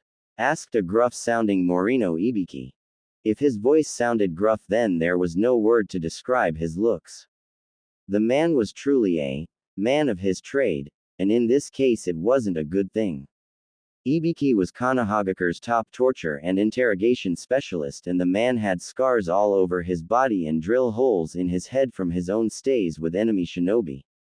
This might have been what Anko liked about him, or it could have been that he himself was a sadist. Either way, Naruto found him to be a nice guy and fun to be around. "I was excited about starting my new lessons," he shouted happily. "New lessons?" asked Kurenai. This woman was the wild card, and for the life of him Naruto couldn't figure out how her and Anko were such good friends. Kurenai was a genjutsu mistress and an overall nice person. She cared about people and would help anyone. She was like a more confident, red-eyed Hinata. Whereas Anko was like he was. "I guess that is the answer then," he thought with a mental laugh. He had never thought that Kurenai and Anko matched Hinata and himself so well. "Yeah, Nei-chan is going to start teaching me advanced anatomy, advanced psychology, torture, and interrogation," he said happily as he began all but jumping up and down as excitement swelled inside him. "Following the family trade, are you?" asked Ibiki with a harsh laugh. "Why wouldn't I?" asked Naruto calmly. Kurenai looked at Anko and said, "Leave it to you to adopt a cute blonde-haired, blue-eyed boy and turn him into a sadist by the time he turned 8. She then couldn't help but laugh as Naruto and Anko both gave the exact same look of outrage as they clutched their hearts. "Never mind. You two deserve each other." "Thank you," they chorused with bright smiles. "You're both crazy," said Ibiki with a sad shake of his head. "Who are you to call anyone crazy, Ibiki?" asked Naruto, who despite the highly offended tone was still smiling happily. Kurenai laughed and stated, "He has you there, Scarhead." Ibiki gave a threatening growl which would have worked on anyone other than the three of them. They just let him growl while smiling patronizingly at him. "Naru-chan, I'm going to have to postpone our lessons until tomorrow morning. I forgot that I made plans with these two," Anko said gently. Naruto sighed heavily before nodding and saying, "That's okay, Nei-chan. You go out and have fun with your hoodlum friends, but I expect you home before 10 o'clock, young lady." "Only 10, whined Anko jokingly. "Fine, 10:30, but I expect you to clean your room tomorrow," Naruto said sternly. "Deal," said Anko happily before both she and Naruto cracked up while Ibiki and Kurenai just looked relieved that they were joking. "Well, I'm going to go get Hinata-chan before heading over to Tenten-chan," shouted Naruto before he grabbed his key and disappearing. "Does he have any male friends?" asked Ibiki once Naruto had left. "None, but after what he did to Uchiha Sasuke, I'd be surprised if he doesn't by the end of the week," she answered with a soft laugh. "What did he do to that brat?" asked Kurenai. "He poisoned him after the Uchiha demanded that he fight him. My little Naru-chan got sent to the Hokage's office on the first day," she said proudly as she wiped an imaginary tear from her eye. "But knowing you, you're actually proud," muttered Ibiki. "I heard that," shouted Anko. "I still haven't heard you deny it," Kurenai pointed out. Anko smirked evilly before saying, "Fine, I'm proud of Naruto." Said boy sneezed loudly before stopping in front of the Hyuga guards. "Hey, Could you please tell Hinata-chan that I am here? He asked. You should not refer to Hinata-sama in such familiar terms, growled one of the guards while the other left to get Hinata.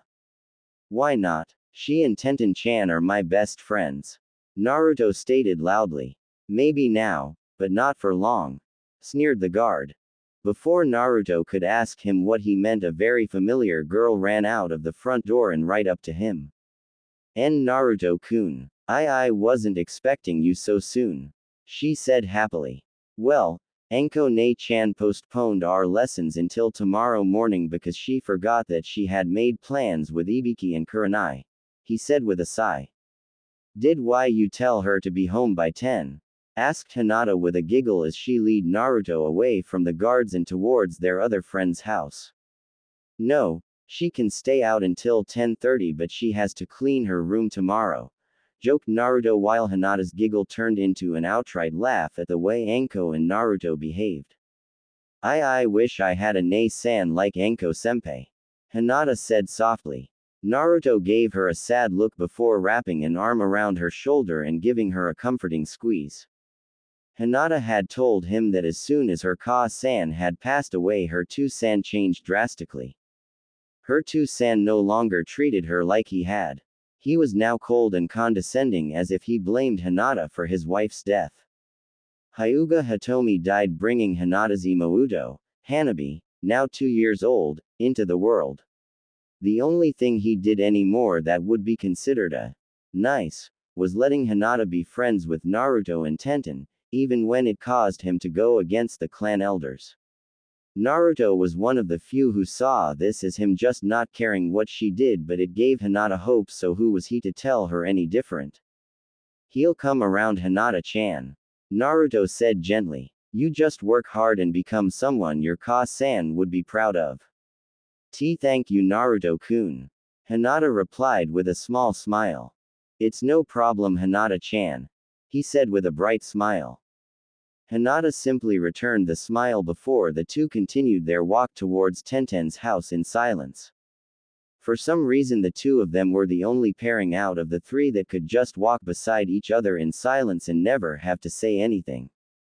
When Naruto was with Tenten, it was always loud and they were always joking around, and when Tenten was with Hinata, she actually acted like a girl and gossiped. This was something Naruto could have lived without, but he learned to keep his mouth shut after he whined and made some comments one time and reserved multiple kunai and shuriken in his legs from Tenten. So Naruto learned early that even the most tomboyish girl was still a girl.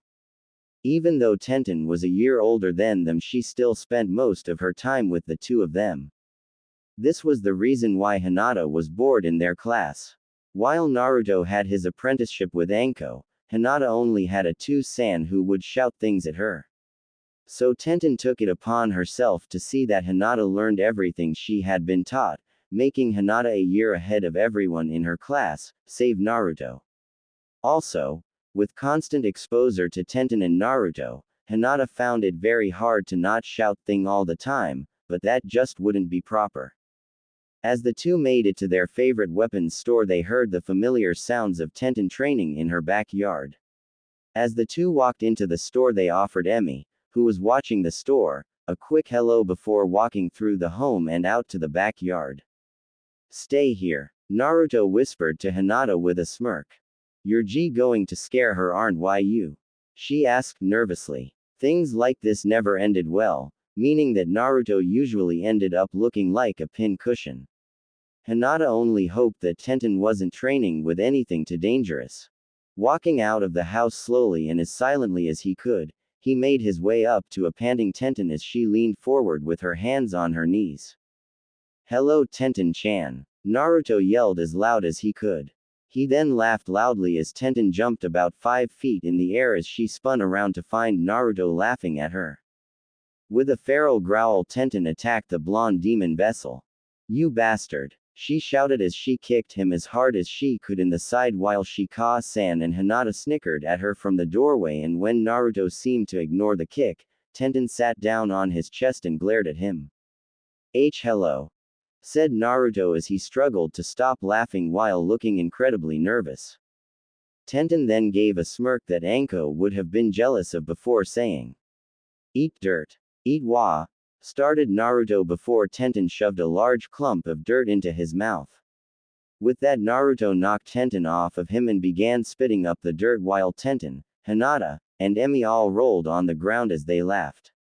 "I can't believe you made me eat dirt," he yelled. "Why you ate dirt?" shouted Tenten between gasps of breath. "And here I brought Hinata-chan to visit you to tell you all about our first day and how do you repay me. You make me eat dirt," shouted Naruto before he sat down and pouted. "Well, you shouldn't have scared her, Naruto-kun." Hinata replied with only a slight giggle as she walked over to the two and sat beside Naruto. Tenten of course spent the next few minutes pointing and laughing at Naruto before she regained control over herself and sat up but with a wide smile that split her face in two. "So how was your first day?" she asked with one last giggle. It was boring you until Naruto-kun got sent to the Hokage's office for fighting." That was pretty funny," Hinata answered with a fond smile. "You got into a fight on the first day?" shouted Emi from the doorway. How proud was Anko? Very. You would have thought that I single-handedly took over the world by the way she was smiling. Naruto said happily. "So what did you do?" asked Tenten excitedly. From the constant exposure to Anko and Naruto, Tenten had learned to love a good fight. "Well, Hinata-chan and I were being perfect angels while eating our lunch." Emi and Tenten snorted loudly at this part. When all of a sudden that arrogant bastard Uchiha Sasuke walked up and demanded that I teach him the body flicker. I said no, mocked him a little, so he demanded that I fight him.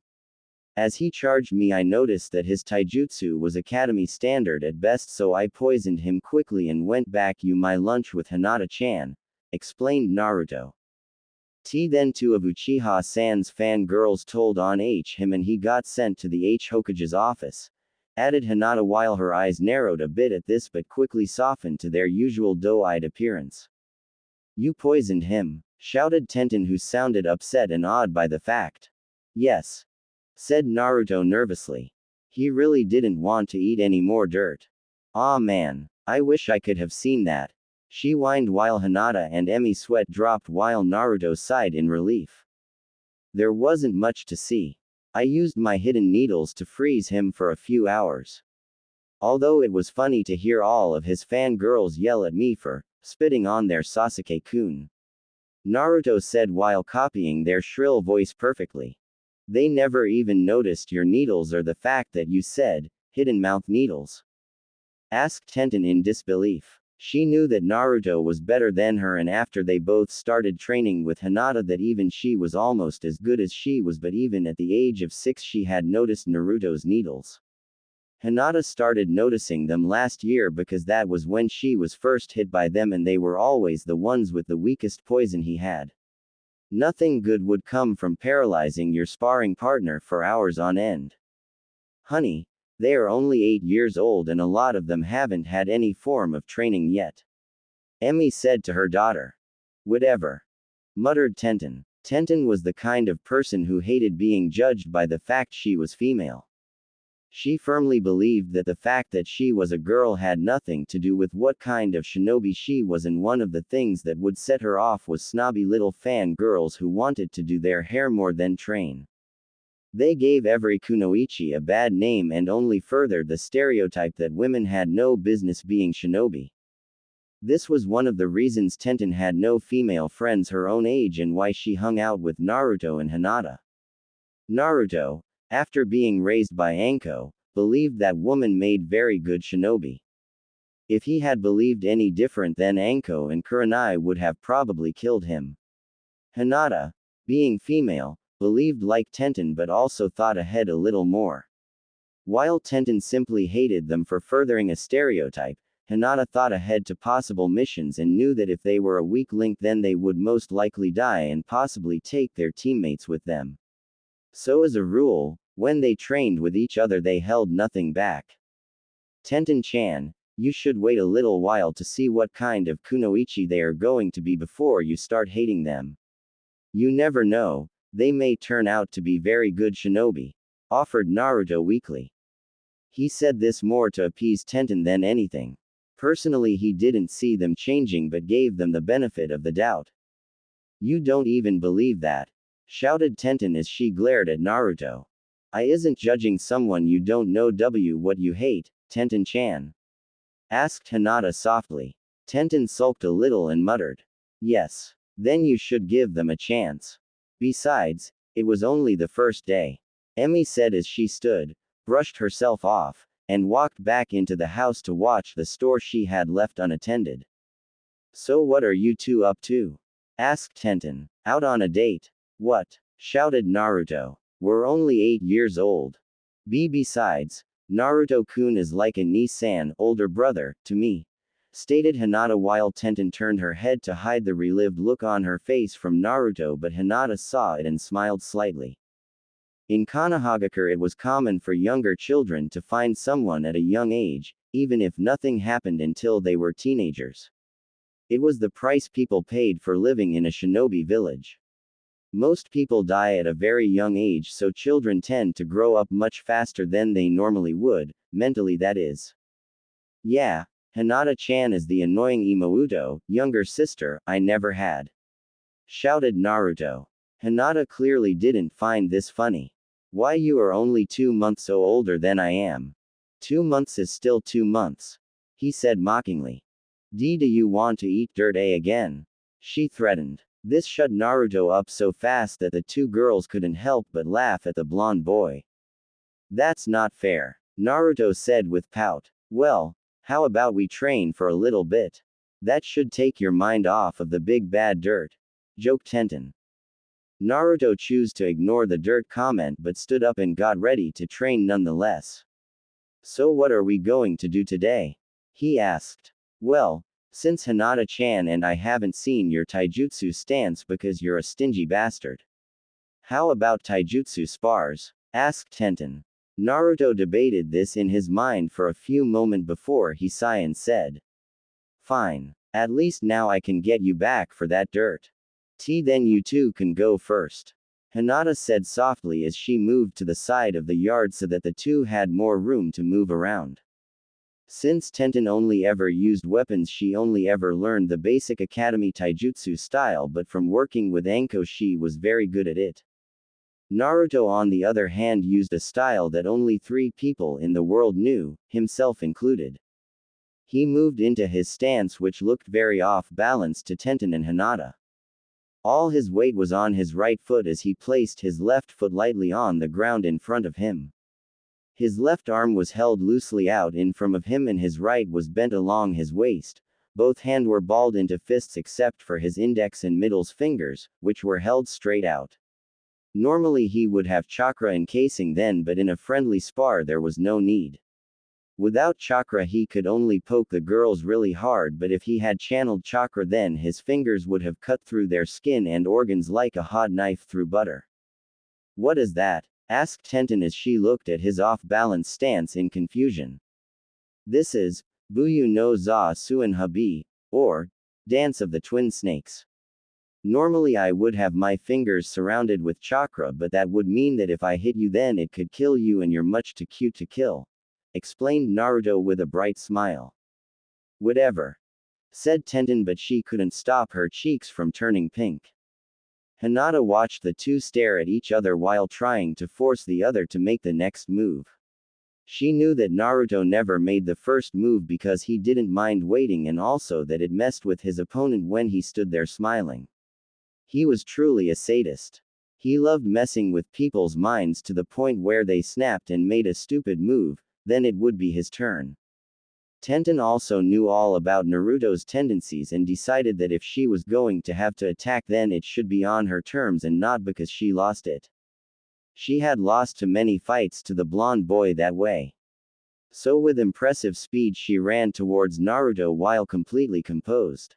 She never really thought about the reason that his stance was so off balance and that cost her. As she charged him, Naruto's left foot shot into the air with amazing speed. As his foot connected with Tenten's jaw he shifted onto his left foot with his right in front. Tenten was knocked so hard by the kick that she flew a few feet back before landing on the ground with a hard thud. She then laid there staring at the sky as she tried to work out what the hell had just happened. She then gave a light laugh as she lifted herself off of the ground and wiped the blood from her chin. Well, that explains the stance, she said with a smirk. One of the things Naruto loved about sparring with Tenten and Hinata was the fact that when they got hit they learned from it and came right back at you. They were a lot like Anko in that respect. On the very few times Naruto had managed to even hit Anko, she would compliment him and come at him harder than ever.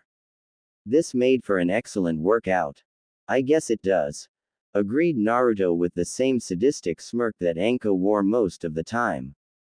Tenten sighed and moved back into her stance and added, "It was good but it won't work again."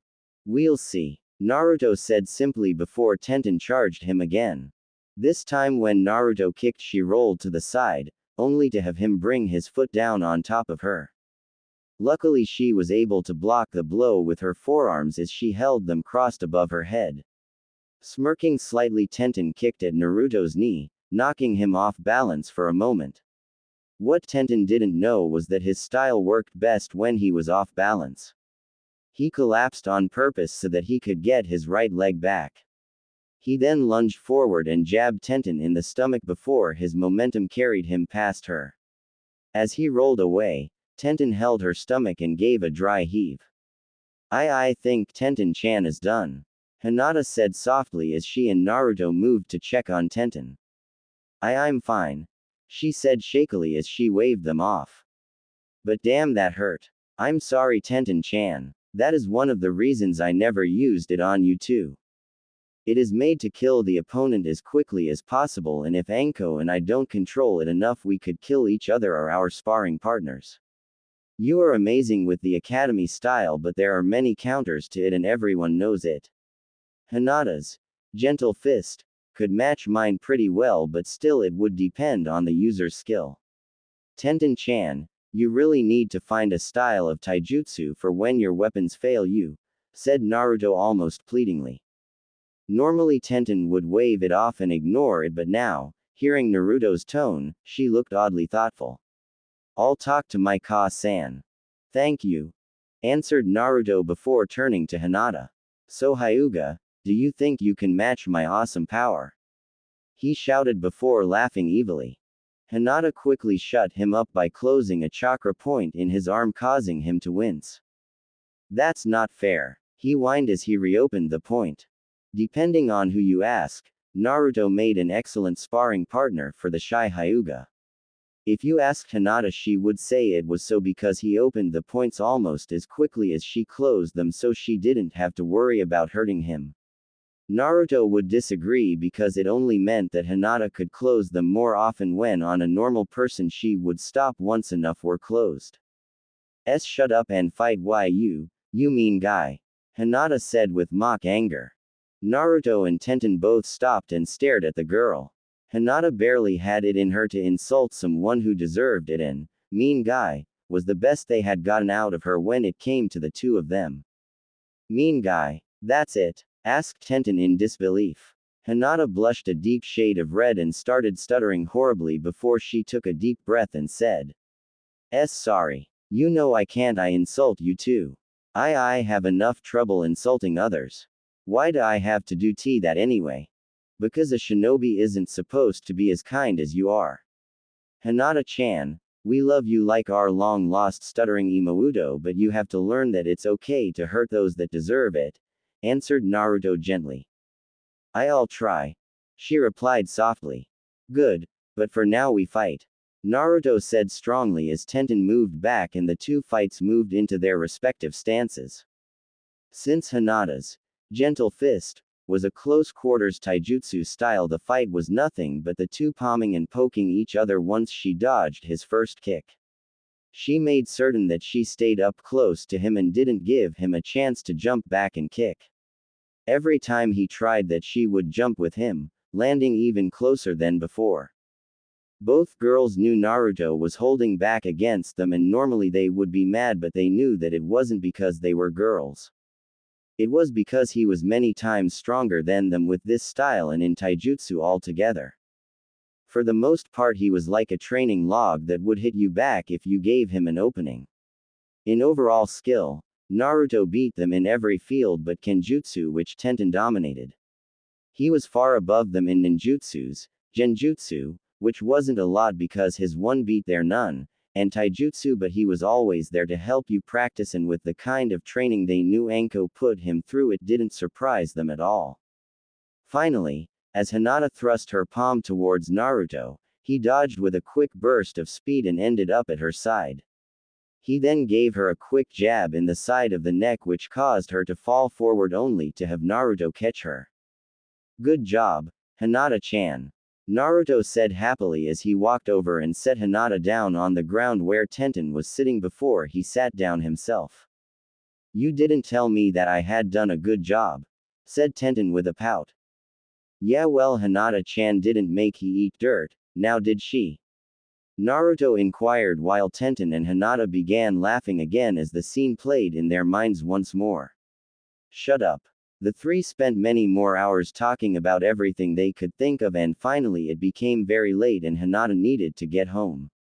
While her two-san didn't seem to care about her anymore and gave all of his attention to Hinata's imouto, Hanabi, Hinata still had a self-imposed curfew.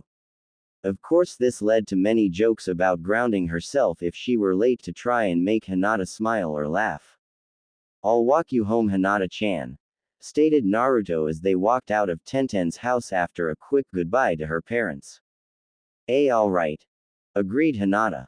As the two walked slowly towards the Hyuga compound, as Naruto called the Hyuga sector of Konohagakure because it was more like a prison for Hinata than a home, Naruto and Hinata spoke quickly before lapsing into one of their silences. Finally Naruto broke it by saying, Hinata-chan, if you ever want to stay with Anko ne-chan and I'm sure it would be fine with her. I'm fine, Naruto-kun. Thank you for worrying about me, but I have to be strong. Why, you can't run away from your problems, she said softly and with a sad smile. Do you think that I ran away from my problems? Naruto asked quietly. No. Why, your problem seems to be Konohagakure as a whole. The only way you could run away from your problems would be to leave the village and never look back. Just because you and Anko senpai lived together and she adopted you has nothing to do with running away, reasoned Hinata. Naruto gave her a smile before he chuckled and said, You know Anko ne-chan hates it when you call her senpai. She says it makes her feel old. Although I don't get how a 20-year-old feels old just because someone calls them senpai. I know as she does, but it's what she is.